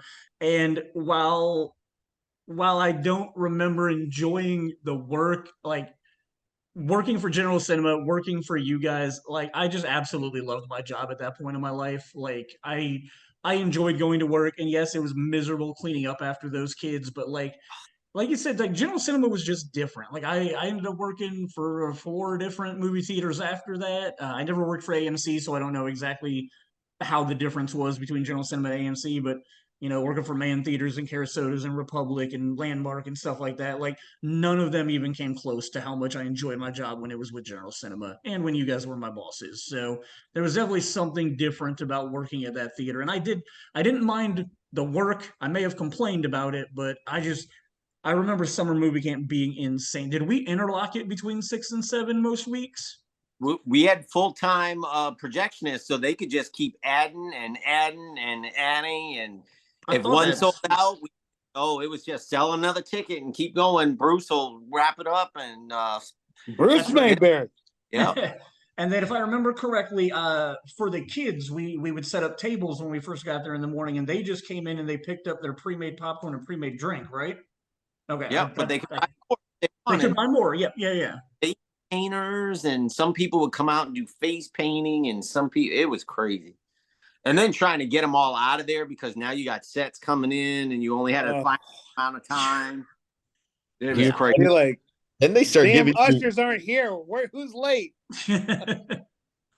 Then you had to, when they were giving away stuff too, and so you would have to try and give it away on the way out so that they wouldn't be playing with it or messing with it while the movie was on.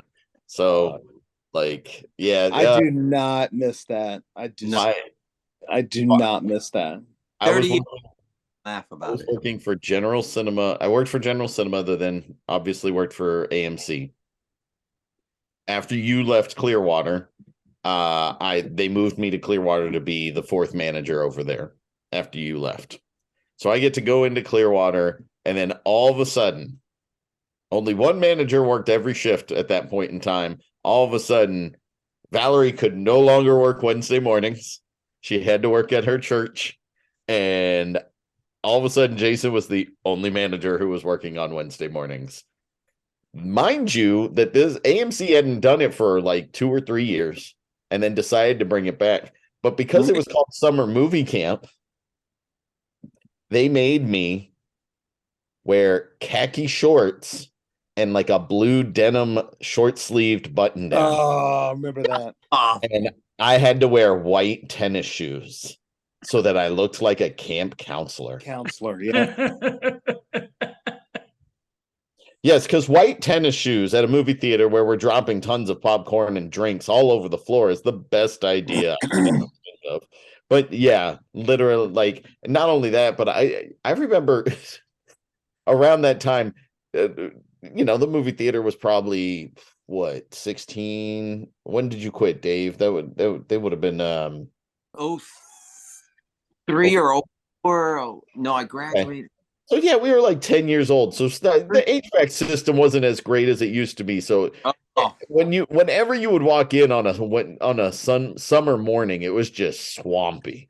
oh. Like it took forever for them to, because we'll turn off the air conditioning to save money and we'll turn it back on. But then they controlled it out of the building. They didn't control it in the building. So my air conditioning wouldn't come on until like 10 o'clock when the movie was supposed to be starting. So here you are trying to set up and everything just feels gross and you're just nasty. Or you get swassy. Let's put it that way. I'll never forget. Were you guys there when they used to? They did some remodeling at Clearwater, and they put them damn butter machines out in the middle. Oh, yes. Oh. It just that was a constant. And then even like when you open up the trash can thing, that thing became gross inside. Like Yeah. Olden topping or something or whatever. I just remember it was the worst idea ever. So thinking back, I don't ever remember Popcorn Bob at summer movie camp the year that I was there. I know you guys had it at Greenwood, but why wouldn't Popcorn Bob have been around at Clearwater at that point? He was. We did have Pop Bob, but Okay. it was after big renovation. Do you remember who was in the Bob costume all weekend? Bobby? No. One Mr. Joseph Langless wore the the whole weekend because we have renovated. Remember, we redid the concession stand and we added the pretzel.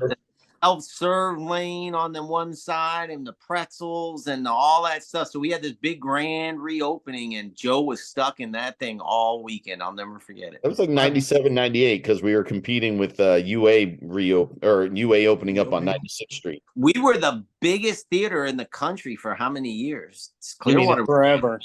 I mean, yeah, and then downtown opened and I took a little bit and 96th Street really kind of took a bigger bite.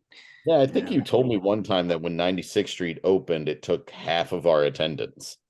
And then, when Glendale opened with Carasotas, it took another half off. And so we were doing a quarter of the business by 10 years in. So Jason, when we were managing together, it was insane. You had people lined up around the building. They were lining up for it was crazy. That place was like Disneyland, man. That place was just and the box insane in the lobby. You remember that? Yeah. Oh yeah. I remember that on both sides. The sad thing about that back then was that like here Clearwater was pretty much a dominant theater, was a gold mine, right? And here you start to have competition pop up in the city, and then they can't even put that love back into the theater to be competitive. Yep. That's the thing that I don't understand is that they had everybody, and then all of a sudden the theaters start changing and they get what they call stadium seating and stuff like that, right? And here you got like a top, 15 movie theater in the country, and you can't even address that and to try to compete. It just blew my mind that they let that flush down the toilet like that. So Clearwater was 94, right? It opened in summer of 94? 93. 93. Oh, yeah, Jurassic Park. Yeah, Jurassic The Fugitive was the first thing I saw there. Harrison Ford. What was the Fugitive? Was out around the time when they opened. Yeah. That was one of their first. The Firm and Jurassic Park. 6 years later would have been when Mayfair opened. Was Mayfair a stadium seating facility? Yeah. So within like those 6 years, General Cinema shifted from their sloped to their stadium seating. Because I think that was what caused 96th Street to take a bunch of that business, was the fact that they were stadium seating. They were the first stadium seating theater I know of, right? Yeah. And also, UA or Circle Center was the first one. Or was it? Oh, because and I shout out to Tim Pendleton for this. He said that one of the things that I guess Simon Malls approached General Cinema and said, we want you in the Circle Center Mall. And General Cinema looked at the cost of it and the rent and everything else, and then figured it wasn't worth it. But we owned the city at that point in time, and apparently, according to Tim, he said at a meeting, if you don't take Circle Center, somebody else is going to come into town, and they're not going to be satisfied with just one theater in the middle of town. That's what happened. They're going to start building other things to start trying to compete. And so, and we did have Lowe's, but I always felt like Lowe's was, I'm going to be completely honest, Lowe's always felt dirty, no matter which theater you walked into, always felt gross. And I don't know if it was because of what they were popping the popcorn in or what, but yeah, so they built Circle Center, and then they went, well, we're not happy with this. Let's go build. And they built right next to Geist, which was a brilliant move because 96 and I-69 is the proper place to get the Geist crowd. Yeah, and then all of a sudden, way better traffic. At that time compared to Clearwater, traffic sucked all the time. It still sucks. The 82nd Street sucks, period. Just because of how much stuff is there. So yeah, you just, so all these people are going, oh, wait, I don't have to travel as far. It's a brand new theater. It's right next, So yeah, like they could have, you're right, Jaybird. They could have sunk in, put in stadium seating, upgraded a few things, maybe put a THX theater in, and they would have had a more competitive theater for a lot longer of a time. And who knows, maybe that scares Carasotos from even building Glendale at that point in time. Right. So before I was there, the summer of '99, when episode 1 came out, I remember there being discussion that we were going to be upgraded to an EX theater, and then there was going to be a bunch of construction involved in that. That never happened. But was there talk at one point, do I remember correctly, that they were going to THX one of the theaters there? They were going to have, I thought, correct me if I'm wrong, Jason, it was going to be theater 6 and 7 were both THX. Nice. Mm-hmm. Any word why that didn't end up happening? No. From what I understood, it was too much of a cost constraint because of the fact that the HVAC system has to only make so much noise. Really? And yeah, because they have to put so much padding in to quiet things down so that they have more control of the environment and stuff like that. So it ended up being, I guess at one point in time they were talking about putting theaters on the outside and turning it from a 12 into a 14 at one point. And using the hallways that would have gone that long hallway for 3 and 10 was going to be a hallway that would lead to an additional theater that they could have just plopped on the ends there. Obviously never happened, but I do remember those rumors also. So any great stories from summer movie camp? Besides the farting story. Farting my heart to this day. I would love to meet that kid and just sorry. Jason Richardson, you got teacher, I still crop dust. I do still crop dust as a teacher, I'll tell you that. How often does that get blamed on the kids? All the time. Nice. Jaybird Richardson, you got any stories from either cleaning shit up or just how miserable you had experience? I would just say that it's been so long ago. I just remember, it was just a pain in the ass to clean those theaters up after that showing. Absolutely. And summer movie camp's kind of a blur for me as far as particular moments. I just remember just buses of kids. And it just gets loud and at that point, that was in my younger days, so we would have been out late that previous night, and oh yeah, there's probably some alcohol involved in the fact that you got to get up and I remember the doors would have opened at 9:30 maybe, or at 10 o'clock, which means you would need to be there by 8:30, 8:45 or something like that, or that was rough. That was just rough. When you had that shift, it was rough. Yeah, and then you'd make all those popcorns the night before. And sometimes we would forget and no one would do it, so then we'd have to make them up when we're already like a half hour late getting to the damn theater to open up to get ready for it, and then you're like, oh my gosh. But I just remember just those.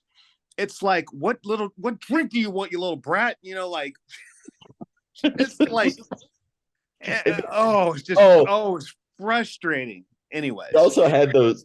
You had like some camp counselors or like daycare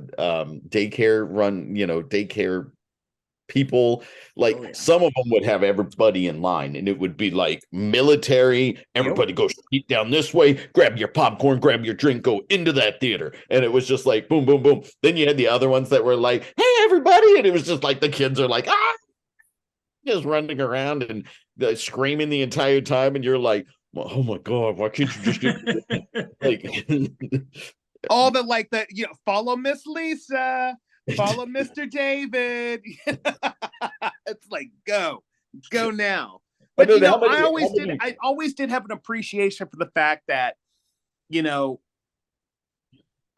some of those kids, I would imagine, live a lifestyle to where their parents can't afford to take them to the movies. Yep. And so that at the end of the day was okay, this is why we do this.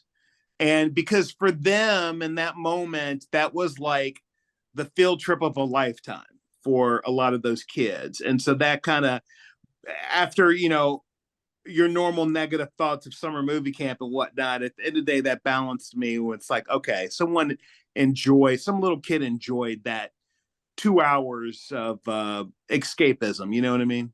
Absolutely. Well, it was always awesome because, like, for the longest time, even after we got rid of projectionists for the most part, we'd always bring them in on, even when we were AMC, the union projectionists would come in and only do build up and tear down on Thursdays for a long time. But like literally, shout out to Valerie. I don't know if she did this or if it was a company wide thing. She was like, Bruce is working on Wednesday mornings. And so you knew the film, if it broke, it'd be back on screen in like 3 minutes. So give him a couple, everything will be fine. He also like you guys said, as soon as you filled up an auditorium, you'd be like, okay, now we're going over here. Bruce, we're going to be in theaters 6, 7, 8. Mm-hmm. Let me know when you're, and I'll let you know if we go to 9. And he'd be like, okay. And we just kept doing it. And, but like, yeah, there's a reason why you go to a mechanic, right? Like a good mechanic, right? Like, you find one, you are always going to go there. And it's because of the simple fact that, shit is going to get fixed properly. So there, like, having union projectionists was on a totally different tier. And Shane, while me and you are, I pride myself on what I could have done in a 35 millimeter room. I know I wasn't as good as a union guy, but sure, I could do a whole lot. But those guys were on a different level altogether, and they were. I kid you, I was just not even a couple weeks ago. I was doing something, and I always have weird shit pop up in my head, and I literally thought that debate of the union projectionists versus not having them, and I just remember just saying to myself over and over, like, that was like a big change at that time. And it was just like, what do you mean you want us to run that shit? What? Like, I'm like, like, I don't want to be responsible for that. And I think that was a big mistake. You can say that, but I mean, from a money standpoint, man, it was just so expensive. Like, don't get me wrong, once you add in the fact that how many shows did you lose? How many prints did you scratch? How many prints got dropped? Whatever the case may be, like, there's so many different things that they could have prevented, but probably in the long run, it's probably cheaper to do it the way that they did it, for sure.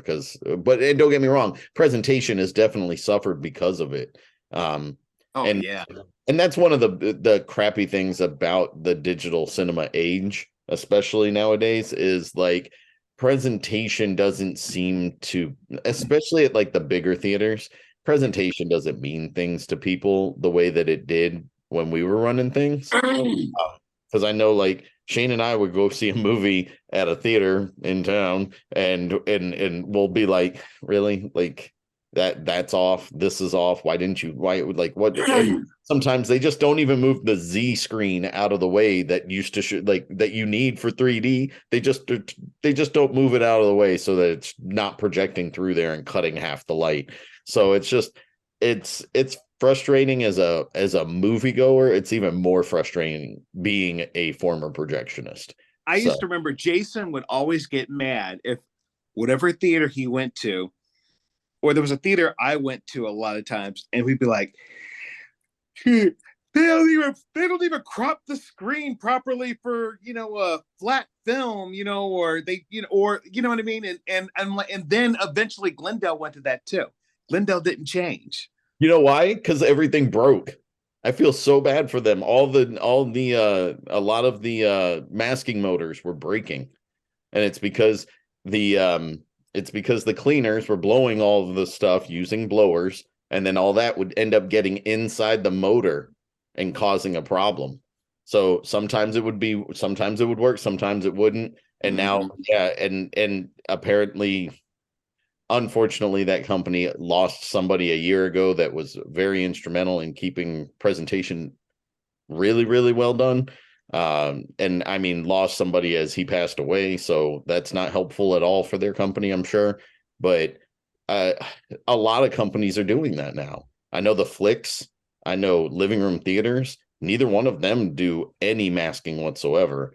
And it's not because they don't have they literally never built the ability into their building to do that. And it does take something away from the presentation. Holy.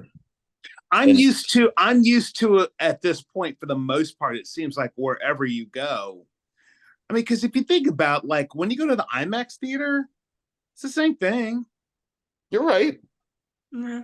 But I'm seeing it more now these days where it's not changing. It's not changing the ratio of the screen and whatnot. It's just the screen is there, and however it's filmed, it just shows up however it shows up. You know what I mean? Like, doesn't look nearly as nice as it did Not at 15 years ago. No. And that's just how everything is, right? Like, this is how our parents must feel, and our grandparents. Like, literally, like, shit was better 20 years ago. Like, and that's why I kind of felt, you know, I don't know, like, I'm 50. I was born in 73, and I feel like, you know, because obviously, how much younger? What year were you born, Jason? We're 80s babies. Yeah, maybe. What in 1980? Yeah. Okay, so within 7 years then, but you were on that last leg. I mean, you're on that leg of where you got to experience something before it transitioned and changed over. You know what I mean? Like for me, when I was a kid, I was introduced to, like, 8-track and reel-to-reel, and then cassette tape, and then CD, and etc. and streaming now and such. And, you know, with the movie theaters, you know, we had the prints, we had print screens, and I mean print movies, and before digital, and so we got to experience that. I think, are you considered Generation X? Yes. I don't pay attention to that. We are the very end. We're technically 1980 is on the cusp, but we can be either Gen X or a millennial. And fuck millennials. I take Gen X as who I associate. I identify as Gen X. Okay. Well, I would assume Dave is the same. I think we were very fortunate at the time that we came into this world of experiencing certain things and whatnot. You know, think of, you know, we knew what it was like to go to a movie and it'd sell out, and then you just buy a ticket for the next movie, right? It wasn't on 50 million thousand screens. And so I've experienced that versus what you do today, even with, like, reserved seating today. You know, I mean, so we've had a fortunate opportunity to be able to have, when you're sharing or talking with people, kind of say, hey, at what point this is what was going on, then the transition into this. And there's a lot of change in the movie theater industry, but we lucked out and got in there before the big shift happened. Absolutely. Yeah, and you know, I consider myself very fortunate because my brother and my dad were both projectionists. for the Armed Forces Network of people, or the AFIs. So they were both projectionists for them. And so I always loved seeing the work that they did in the projection booth and being able to be up there and see things about it. And so, like, when I, fresh out of high school, I was working at Glendale 123 for General Cinema. It's a discount movie house run by Greg and Joe. Greg Cochran and Joe Laxon were my managers at that building. And that was when we 1998, the summer of 1998 was when we started getting rid of union projectionists. And they were like, Jason, do you want to learn? I was like, fuck yes, give me that right now. I want to be able to mess with that stuff that, like, been a dream of mine since freaking 1989, 1990, maybe at the latest. So here I was, like, 8 years of dreaming of being able to mess around with that stuff, and then all of a sudden I could actually it was tangible for me, and it was a totally different experience, and I'm very thankful that I had it. But man, presentation has suffered so horribly from that point in time, and you know, and that's one of the reasons why I love going to the art craft, and I still support going there. And Steve Blair, the union projectionist head in this state, or maybe the city, I don't even know if he's even the union head anymore, but he runs the 35 millimeter projector at the art craft for them. And I love watching his presentation. I literally went with Shane to go see Terminator at a Brew and View, where they give you a beer, or you can have a small popcorn and a small drink. I chose the beer, obviously. I'll buy the popcorn and drink. But so we sat down, and I'm not kidding you, I was so stoked. I was like, I'm gonna hear the click clack. I'm gonna see a little bit of shudder going on.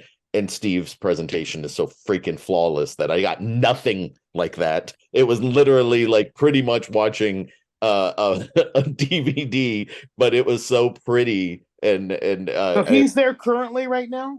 Yeah.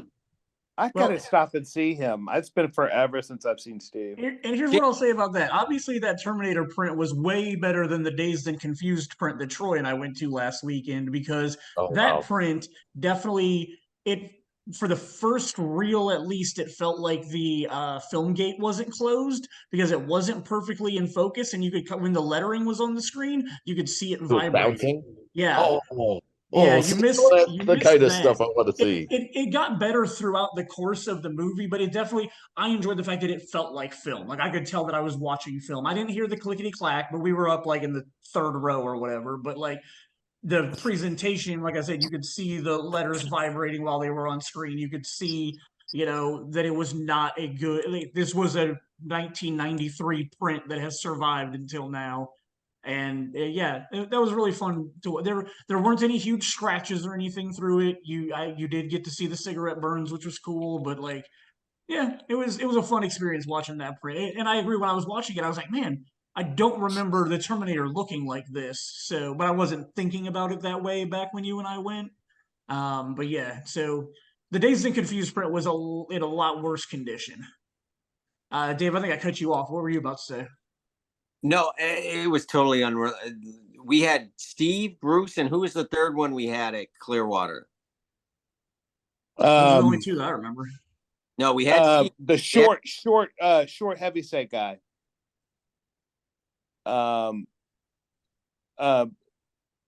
Dan Hurt. That was it. Thank you. Sorry. No, Dan Hurt, Bruce Mayberry, and not Steve Blair, but because Steve Blair was down in Greenwood. No, Steve would come fill in for one of the guys if they were on vacation. And then there was a short heavyset guy. I'm trying to think. I thought we had a guy. Was Dan the guy with the? I swear one of them had a ponytail. I don't want to throw the whole thing. Look, we're way off the sidetrack now. Oh, you're all good, man. This is going into let's talk about general cinema in the 90s, and I love it. Jason, you said you started off learning booth in 1998 at Glendale 123, but by December of 98, when you and I started hanging out again, you were at Castleton Arts. When did that shift happen? Like a month later. Oh, okay. So I was at I got bumped over to Glendale like right after graduating high school. So it was June Okay. 98.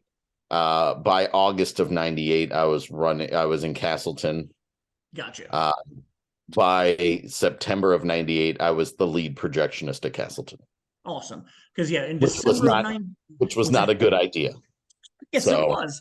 Because in December of 98, when you and I started hanging out again, and I started coming to the movie theater, you started showing me how to do projection stuff. So in 99, when I was working at Clearwater, and Dave asked me if I wanted to learn projection stuff, I hung out with him and Nick White one night, and you had never taught me how to tear down a print.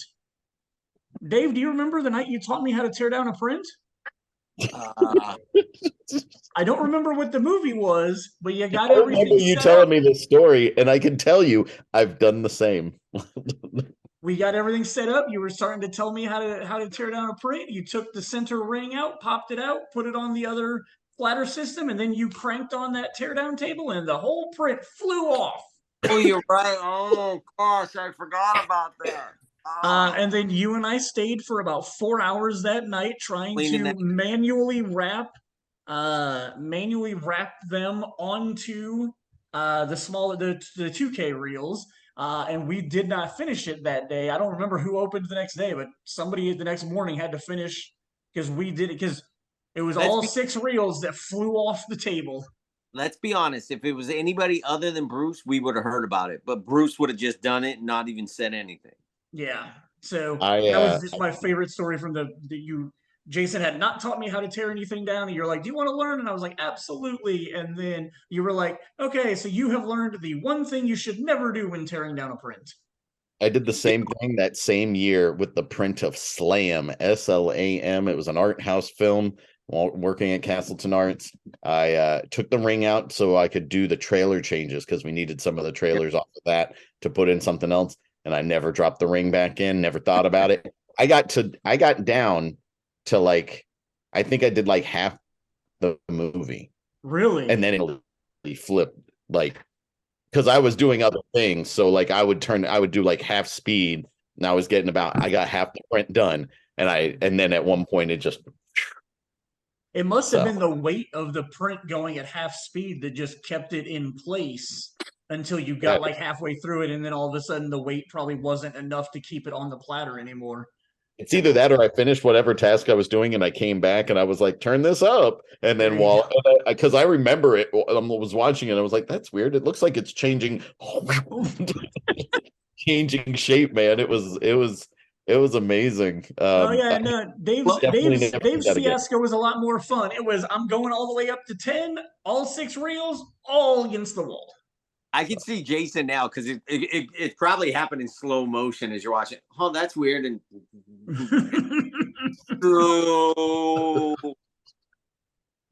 Absolutely. Man, we just went down a long rabbit hole. So I got a couple of things to say. I was there after the remodel, so I was only in the outdoor box office, and I remember those Friday and Saturday nights looking and seeing it go all the way basically to block party because the line just never ended. So that was, I've never experienced that again at any other movie theater. Every other theater has always been inside and it's always been packed and like you've got queues inside and stuff like that. But working there, I don't remember if it was Star Wars, but I remember at one point there was a movie, it had to have been Star Wars because we started the line on the other side, so it went east. And then I remember it wrapping all the way around the entire building, and I could see the end of the line on the west side of the building from the box office. And I was just like, that's the longest I've ever seen that line. I just remember at one point, Dave, I think, came up with codes or something. There was codes for starting the trailers early. When I first started at Glendale and we still had 35 millimeter there, my projectionists that we had there, when I would close, it was called the Shane Special, and you started everything 10 minutes early so that the movie hit when the start time was and not the trailers hitting then. Just because, God. I mean, back then you couldn't, like, with digital, the one thing I enjoyed is if an auditorium is empty and you can cut 12 minutes of trailer, or you just turn it off. Whereas a 35 millimeter print, you have to let it play until the film is done. I mean, luckily you could turn like the bulb off if it was empty or whatever and kind of, get that cool down going early. Unless you were lucky enough that you were opening the next day. And if nobody was in there, you just turn it off and let it Good sit call. Yep. overnight. And then you come in the morning, the first thing Just you run do the is turn motor. it over. Absolutely good call. Yep. That worked. Mm-hmm. I always I'll never forget, I got scheduled to be the closer on New Year's Eve. And it was it might have been Y2K, I can't remember. And it was one of those moments where like, and I was like, really? This movie's like the last movie at Eastgate dropped at like 12:05. I was like, so I literally started the movie 15 minutes early. Because so that so I was like, that gives me 10 minutes to get out the building and down. And then as soon as the auditorium was empty, you'd open the door to cool the bulb down faster. Mm-hmm. And yeah, I still made it to that. I made it to that New Year's Eve party that year with like 3 seconds to spare. So Yeah, I remember that, but I don't remember that being the Y2K party. I think you were was there the that whole not? time. I think that was a year or two later because I think you were there the whole night of the Y2K party. But I do remember you walking in literally like a minute or two before the ball dropped. But I don't remember that being the Y2K party that happened at. Pretty sure it was the Y2K. Okay. I was doing a lot of drugs and drinking back then, so my memory is not the greatest. Pretty So I will sure. believe you. So yeah. What were you about to say, Dave? No, I know it wasn't at Clearwater because it was me, Drew Milligan, and Liz Dewhurst closed that night. And we went upstairs and watched all the fireworks around the city we stood up on top. You know how you climb that the ladder on the top. You see fireworks from every angle up there. So I know it was the three of us that night. The Y2K party at Mark's house was epic, Jason, if you want to tell the story about what Mark did. Oh yeah, I was actually just telling the story to my son Chris just a couple of days ago. So we were at Mark's house, and it was Y2K, and I was trying to explain to Chris how everybody was really worried about what was going to happen, and I kind of gave him the abridged version of, computers were only made with 2-digit years, and programs might have crashed and all this other stuff. So we were talking about that, and I was like, so what was funny though was that because everybody was so worried about it, we're at Mark's house, which is he at the time lived in like an in-law suite or a pool house at his parents' house, so it was separate from the regular house. And his stepdad, when the ball went down to 0, he turned off the power to the house to freak us out a little bit. So it was so insane. It was pretty fun. So it was awesome. It was one of the greatest practical jokes I've ever experienced. Yeah, it was pretty good. I had to give some credit to Mark and his stepdad. That was pretty awesome. All right, so that was a on lot of great. Obligatory. My son is visiting. Hey! Dad, love you. I love you too, buddy. We were trying to call your son for his birthday there, Dave, but no, he had a busy day. My Jason Jaybird, my other son, is 14 today, and Drew's old. But now to think that my son's 14 and getting ready for high school in a year, and it's crazy. It's time to have another one now. If I can kick cancer 100%, I'll welcome a grandchild. But that's there you go. But he had a baseball game today, didn't he? He had a doubleheader today. How do you do? Yeah, he plays on three teams. So, wow. And how do you do today? He played right field for the whole first game, and he went 3 for 3. Nice. Played second game, he caught 9 the whole game, and he went 2 for 2 and a walk. He had a great game. That's awesome. And he's apparently super versatile and can play anywhere. Does he pitch also? Any position. Yeah, he catches, does it all. He loves pitching too. He loves to pitch. He loves to catch. He'll play any place you ask him to. He's going pro, isn't he? He's going to be a professional baseball player. I'm not going to say anything. I don't want to jinx anything. So, but we hope he can play at the collegiate level. Let's put it that way. I think he'll play in the collegiate. I mean, level. they draft kids out of high school now, don't they? Yeah, but I mean they draft them just so you have the rights to them, and then they let them go play college. Like, I don't know baseball very well, but isn't that how it works? Something like that. It's crazy. They don't draft as much they have less teams now, so there's less drafting. And Oh, okay. Gotcha. All right. So, amazing tangent. I absolutely love talking all about Clearwater and stuff like that. Do we have any other kids' movies that we want to talk about? I would say movie wise, Mhm. and is in my favorite that we were shooting around on text, and Mhm. I'm actually from my son's team that's playing right now. I have two very good friends out here. Peter Sy, he owns a little 2-screen. It actually was a 1-screen. It's been there 100 years in the city of Lexington. The shot heard around the world, that kind of back in the Revolutionary War period. But he owns a theater there, and it's the kind that had the balcony. And then what they did is they cut, and the balcony is now a separate theater. So where the seats were, now they put a floor up there, and it's made it so there's a smaller theater, and then you've got the big theater there. And I called up my buddies and I said, hey, I would love to rent out the theater. It's an art house, so they'll rent movies. And I'm taking all the kids from our baseball team to go see The Sandlot over there. And they're fans. Yes. Cool.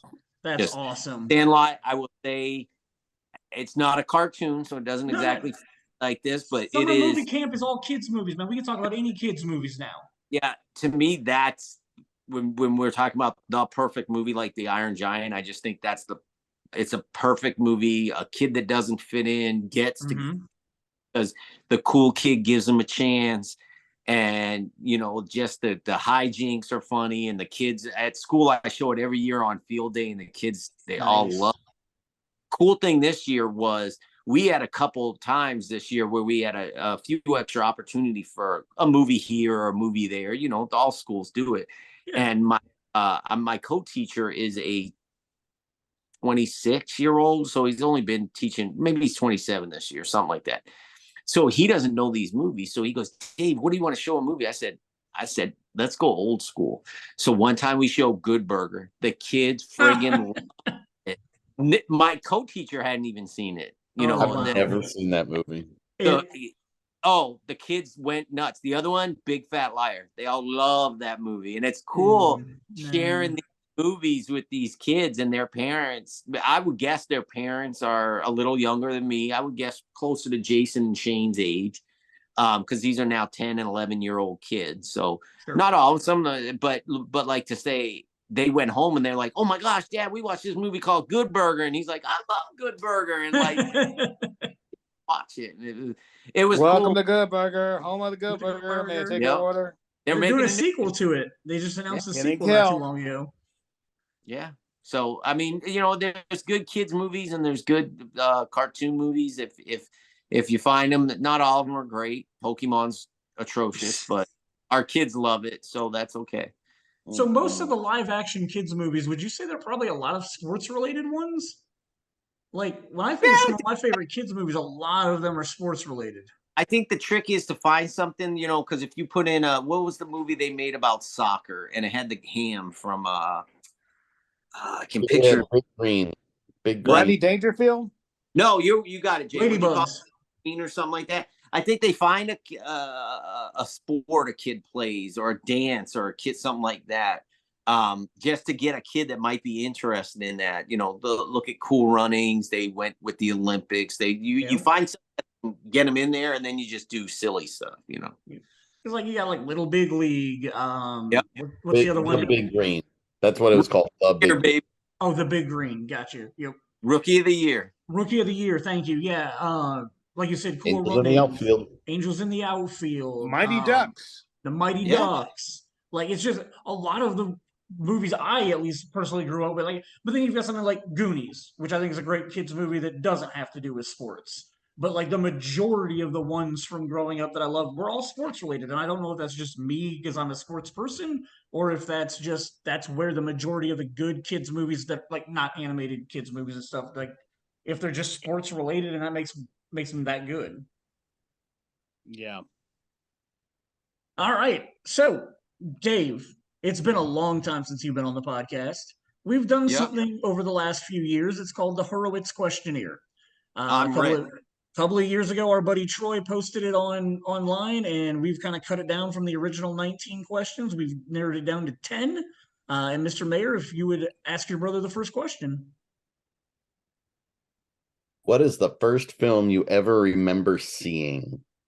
So I had to think about this because it was down to two, and then I just looked them up to see what year release that I can remember, and it's Star Wars, the original Star Wars Episode 3. I will say that my brother and I, my parents never took us to the movies.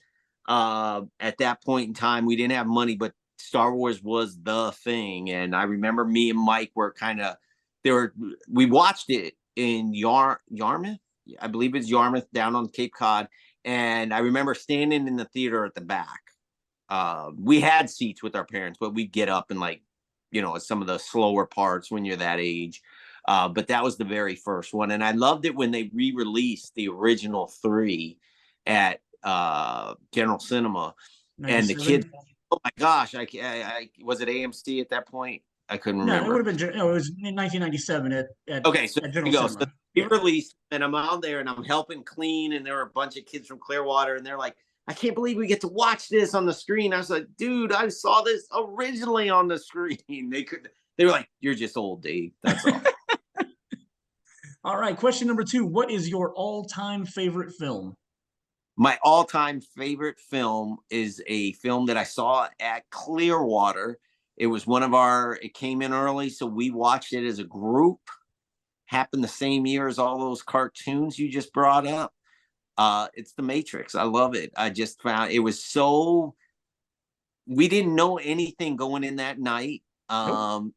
Like you left and you were just like, holy crap, what did I just see? It was just mind-boggling. The story, the special effects, the kung fu, like it was just anytime it's on, I'm watching it. There's a lot. I have quite a few movies. I think on text a couple weeks ago, we were all talking about what are 10 movies that like you watch no matter what. Mm-hmm. But Matrix is it. I really do think. I closed with you that night, April 1999, and I had never seen a trailer for it. I knew nothing about the movie, and you were like, "Hey, we're watching The Matrix tonight. Are you going to stay?" And I was like, "Sure." Like, who's in it? Like, what's it about? And you're like, "I don't know. It's the new Keanu Reeves movie." And I was like, "I love Bill and Ted. Yes, I'm in. I'll stay and watch this." I remember Nick White being there. I know Jason showed up. I think there was like 6 or 8 of us in there. And I mean, I agree with how you described it. Like, I had no idea what I was getting into, and it blew me away. It was absolutely amazing. We were either in theater 10 or 10. 11. We were either in 10 or 11. I couldn't remember. And I believe it was Wednesday night. Oh yeah, I think it was a Wednesday night. Yeah, but yeah, It was phenomenal. That was a great experience. Question 3. What is your favorite line from a film? Ooh, Navy SEALs. I've got a bumper sticker that I've never put on my car because I'm afraid of offending Navy SEALs. Like, I don't want somebody throwing a rock at my car because I have it. But I just love that scene where, they always pick, what is it? They always pick the most intellectual films. Well, and the guy picks it up. Oh, Navy SEALs. Yeah, it's just, I love that. Great line. What film made you realize that movies are an art? I thought about this one for a little while because I know that I decided in 2003 that like I liked the movie. I loved working at the movies. I really did. You guys that I worked with were fantastic. I mean, we bonded. It was fun, but I had 2 young kids, as you guys know, at that point in time, and I just needed to do something. So I decided I was going to go get my teaching license and teach. And I went back to IUPUI, and Jason and Shane were both there. And I had taken an a movie class over there. And I thought that's where I appreciated it, but I appreciated it before then, the more I thought about it.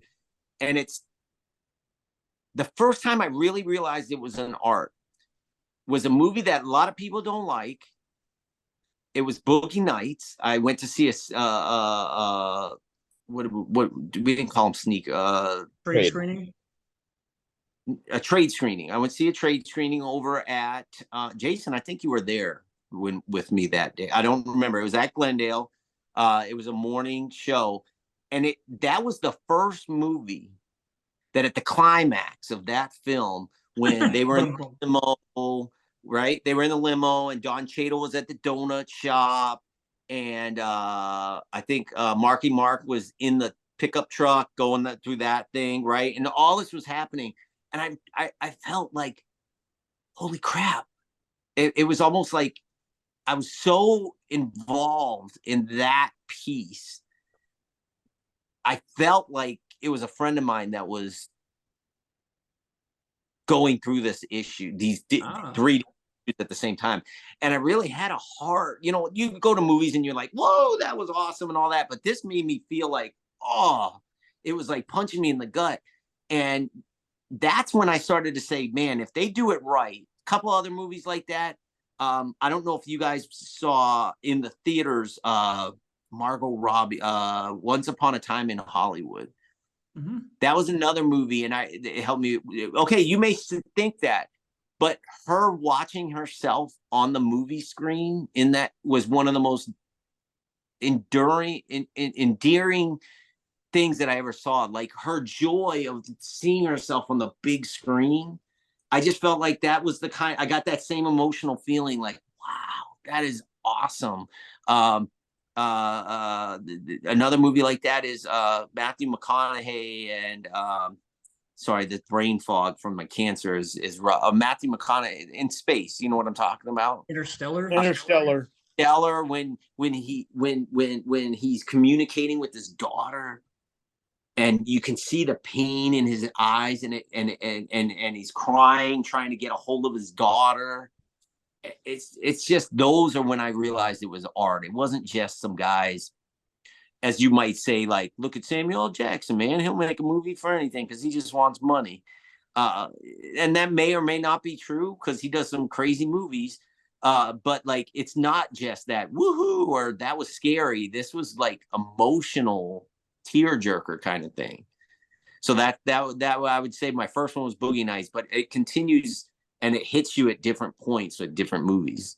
That's awesome. Like Jason talking about Coco, right? The tear, you know, that I think it's an art. Nice. Question 5. What movie do you consider your guilty pleasure? Steel Magnolia. You're answered truthfully. I was wondering if that was coming. I love it. It's a great movie. It's funny, and at the end when Julia Roberts passes away, and you're showing the aftermath of that, and it's still that, oh, stop. If you haven't seen it and I just broke it for you, pal, it's been way too long. You don't get away with that, Joel Conway, who always waits to watch. Next thing you're gonna tell me Bruce Willis was dead at the end of some movie, like. Yeah. Just it was fun throughout, had a great cast. And like I said, at the end, after this biggest, saddest moment when she's gone, and they're still, Sally Field was awesome in it. And it's a movie that not a lot of people know that that's my favorite movie. Not one of my favorites, in my top 10. Gotcha. It's not hard to admit. Oh, Aliens. Yeah, that's a great. Drink your juice, Shelby. Yeah. All right. Who is your favorite actor or actress of all time? Okay, I was torn between two. Okay. It came down to Tom Cruise because he's really, and the more I see and hear of people working with Tom Cruise, yeah, he's got the Scientology thing, but the more you hear of people talk about him as how real he is, and he doesn't ask you to do anything that he wouldn't do, and I just feel he's made great movies. But who beat him out, in my opinion, is Keanu Reeves. I've just read much about him as a person and how he's great, from Point Break to The Matrix to even some of the, The Replacements, to all these different movies that he was in. He's gone through a lot of different types, and the stories that you read about how, like, he'll give up money so somebody else gets money, the things like that. It just sounds to me like a really good guy. And in fact, there was something on Twitter yesterday. It said women are complaining.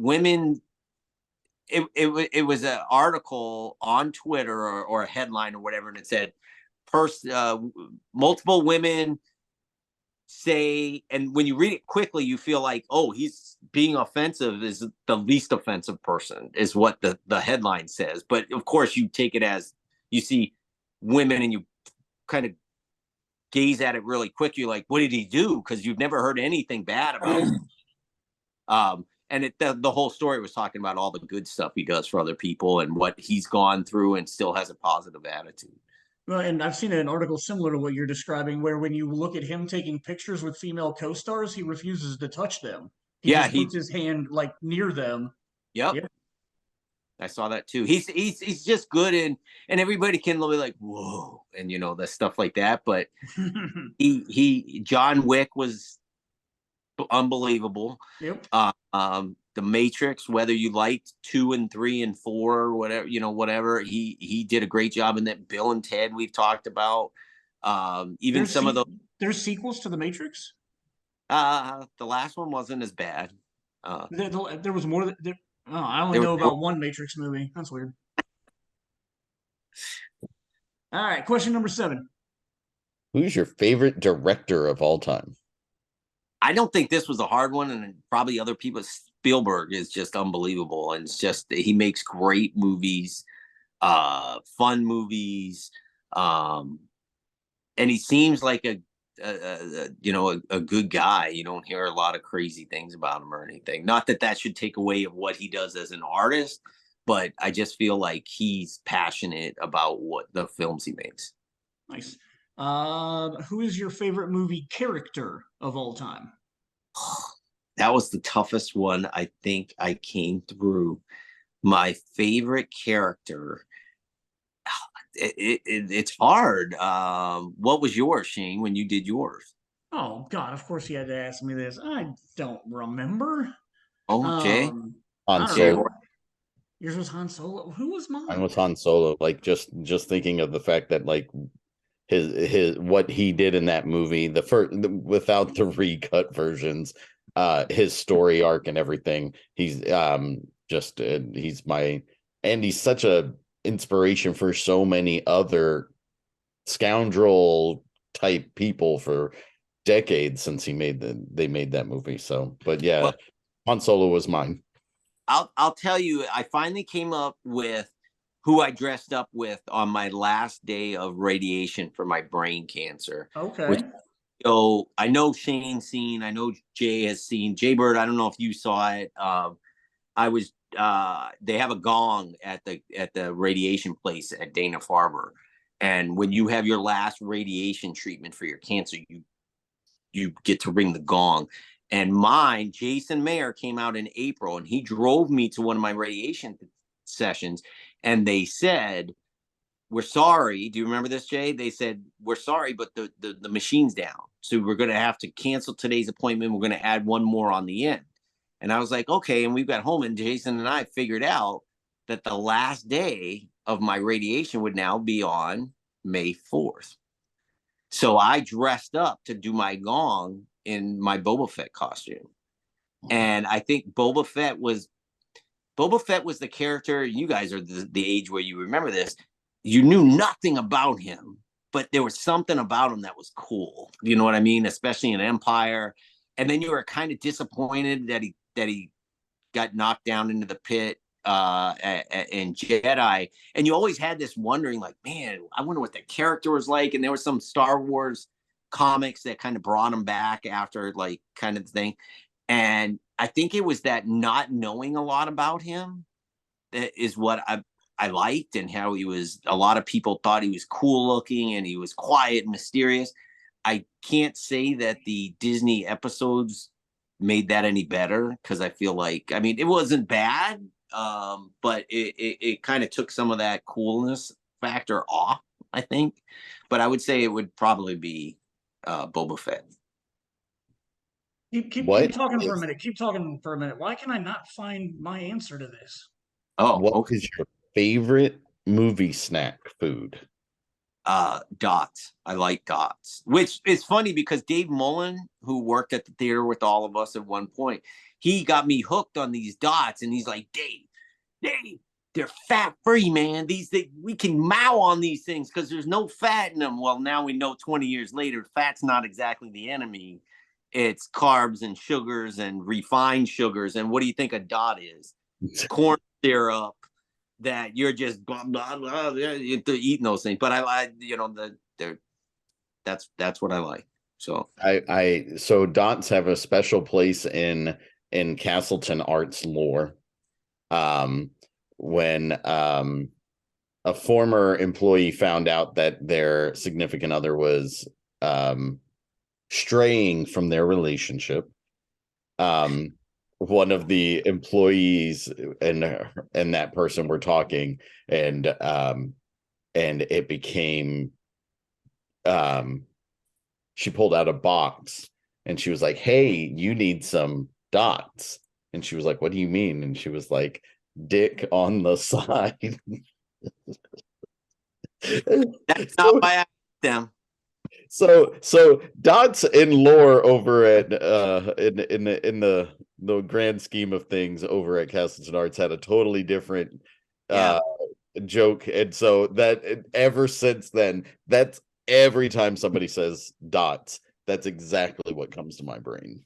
So. I can see that. My original answer was Jimmy Stewart, but I know when we did our episode on this long ago, like 2 years ago during COVID or whatever, I know I changed my answer, and I have not had time to figure out who I changed it to. But back in 2009, my answer was Jimmy Stewart.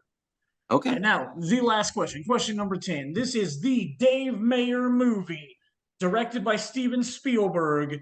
Who is he casting as Dave Maier? Come on, guys. You got to know the answer to this. I know the answer to this. Jay, do you remember what we talked about a certain friend of mine that said who I reminded her of? Look at Jason's dying now. So I'm going to give you two, I'm going to count 1, 2, 3, and then I'm going to point, and that's when you guys are both going to say the name because you know me so well. Ready? Yeah, let's do it. 2, 3. Freddie Prinze Jr. There you go. I need to lose another 20 pounds, and then I'd be in his grow like another 6 inches. Yeah, but that's all right.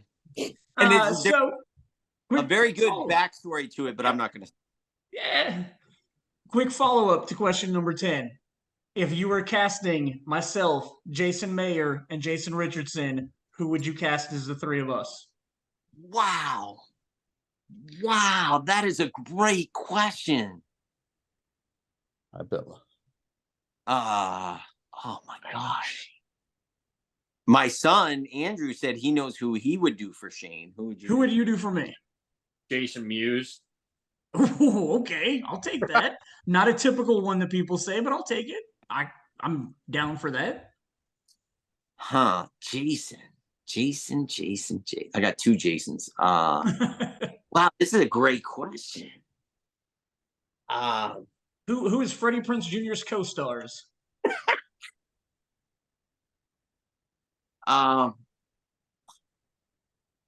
This is I'm trying to think personality, and you'd say, "Oh yeah, I could see him in that." I know Jay. Who would Jason be? Kevin James. Ouch. What? What's wrong with Kevin James? Kevin James? Okay. Kevin James is awesome. I'll take Donald Faison. Oh my God, that would be awesome. Oh my God, I love Faison. He's good in everything he does. He's got that little funky smoothness. I see him being a radio DJ. So I think, Jay Bird, I think you nailed that one. Who would you each nail? So that tells you who you, and I think that's spot on. Jay, who would you say? Jason Maier, who would you want? Like, what was your answer to this question? I don't remember what my original answer was on this. I get Seth Rogen a lot. In high school, I used to get Chris Farley.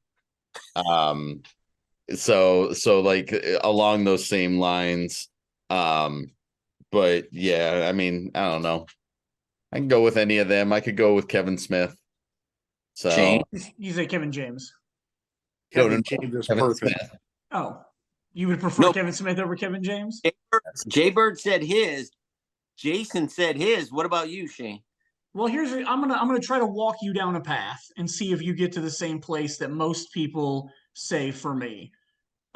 This actor starred in multiple films with Freddie Prinze Jr., so it's not hard to imagine them being co-stars in things like Scooby-Doo and Wing Matthew Commander, Summer Lil? Catch. A lot of people give me Matthew, and I think it's because I do act a lot like he did in Scream specifically, or I modeled myself after him a lot in Scream. That and the guy who plays Beard is Yeah. definitely like more recent. Yeah. So yeah, like young 1999 version, they'd cast Matthew Lillard, and then once we got caught up to the future, it'd be Brendan Hunt who plays Beard. Hey, you know what that means? That if they ever made wasn't it Summer Catch? Wasn't that the movie with Yep. Freddie Prinze Jr. and Matt? Yep. And then I get to hang out with Jessica Biel. So hey, Absolutely. Well, I think Summer Catch needs to be one that you need to show these baseball kids at some point. I'm a little bit older. It is a little bit older. They need now. That's All right. Or So like the guy talks about how he loves big women. yes. Okay. Yep. So yeah, absolutely so happy that you guys were on tonight. This was an absolute blast going down the rabbit hole of Clearwater and, just cinema and theater in general. Like, I don't even care that I didn't even care about the topic. I just wanted to get you guys on here. I had an excuse for it. We made it work. I loved everything we talked about. What about my questions? What about you've already done this. You were on the episode. I mean, we'll compare it with the previous one I did. So right, I'm going to jot real quick. Let's do it. Let's go. Let's marathon them. Let's go. Number one, Jason. First film you ever saw? I think it was John Carpenter's Halloween. Wow, I knew that answer. Number two, what's your favorite film of all time? John Carpenter's John Halloween. Carpenter's Halloween. Three. What is your favorite line in a movie? Probably from Steel Magnolias, and it's look at a dress, look like two pigs fighting in a blanket. What film made you realize that film was art? Probably The Shawshank Redemption. I remember that answer. What movie do you consider your guilty pleasure? Leprechaun. Oh, I thought you were going to say Black American Princesses. Baps is good. Baps is up there, though. Your favorite actor or actress of all time? Jamie Lee Curtis. No, I would say right now, I think Leonardo DiCaprio fit that bill. Solid. And I think he's the last. I was just having this discussion the other day with someone. I think he's kind of like the last movie star guy. Like when his films comes out, it's of generally good quality, and most people go to see his stuff. He's like he draws the adults. Got you. Jason, 7. What's your favorite director of all time? John Carpenter. David Fincher. Ooh, over John Carpenter, huh? Right now, David Fincher, but John Carpenter is there though. David Fincher is there's a little bit more we've progressed in film, and so he's a little bit more I got you. Who's your favorite serious than John Carpenter? Who's your favorite movie character of all time? Michael Myers. Michael Myers. Yep. 9. What is your favorite movie snack food? Not With including Junior Mints. Oh, Junior Mints. That's right. Yeah. Good one. And then, would you cast Donald Faison in the Jason Richardson story being directed by David Fincher? Sure. Who would you cast? No, probably Denzel Washington. That would probably fit better with Fincher. Cool. So now cast the three of us. Cast the three of us. Matthew Lillard, Kevin James, and Freddie Prinze is pretty good for Dave. But I'll do Ben Affleck for Dave. And I'm gonna say goodbye the way that I say to my kids, and I truly mean this. And at one time, not my school kids, and one time a kid, and I do it to my kids when they get on the bus. I say it when the kids leave my classroom. I say peace and love. I appreciate you all, to all the kids. And one day a kid looked at me and he goes, "Why do you say that, Maier?" And I said, "Because if there were more peace and love, the world would be a much better place." So I truly mean that to all three of you. Jay Bird, I talk to these guys, we tweet all the time, but Jay, it's so good to see you, my man. We've had so many good times over the years. When I come to Indy, I will let you know, because I would love to just, whether it's, like I said, a coffee, a dinner, or just hang out somewhere. I would love I'd to love see. to do that. We will do that, man. Awesome. Awesome. All right, my friends. Peace and love to all of you. All right, guys. Peace and love, Bye. everybody. All right. Bye.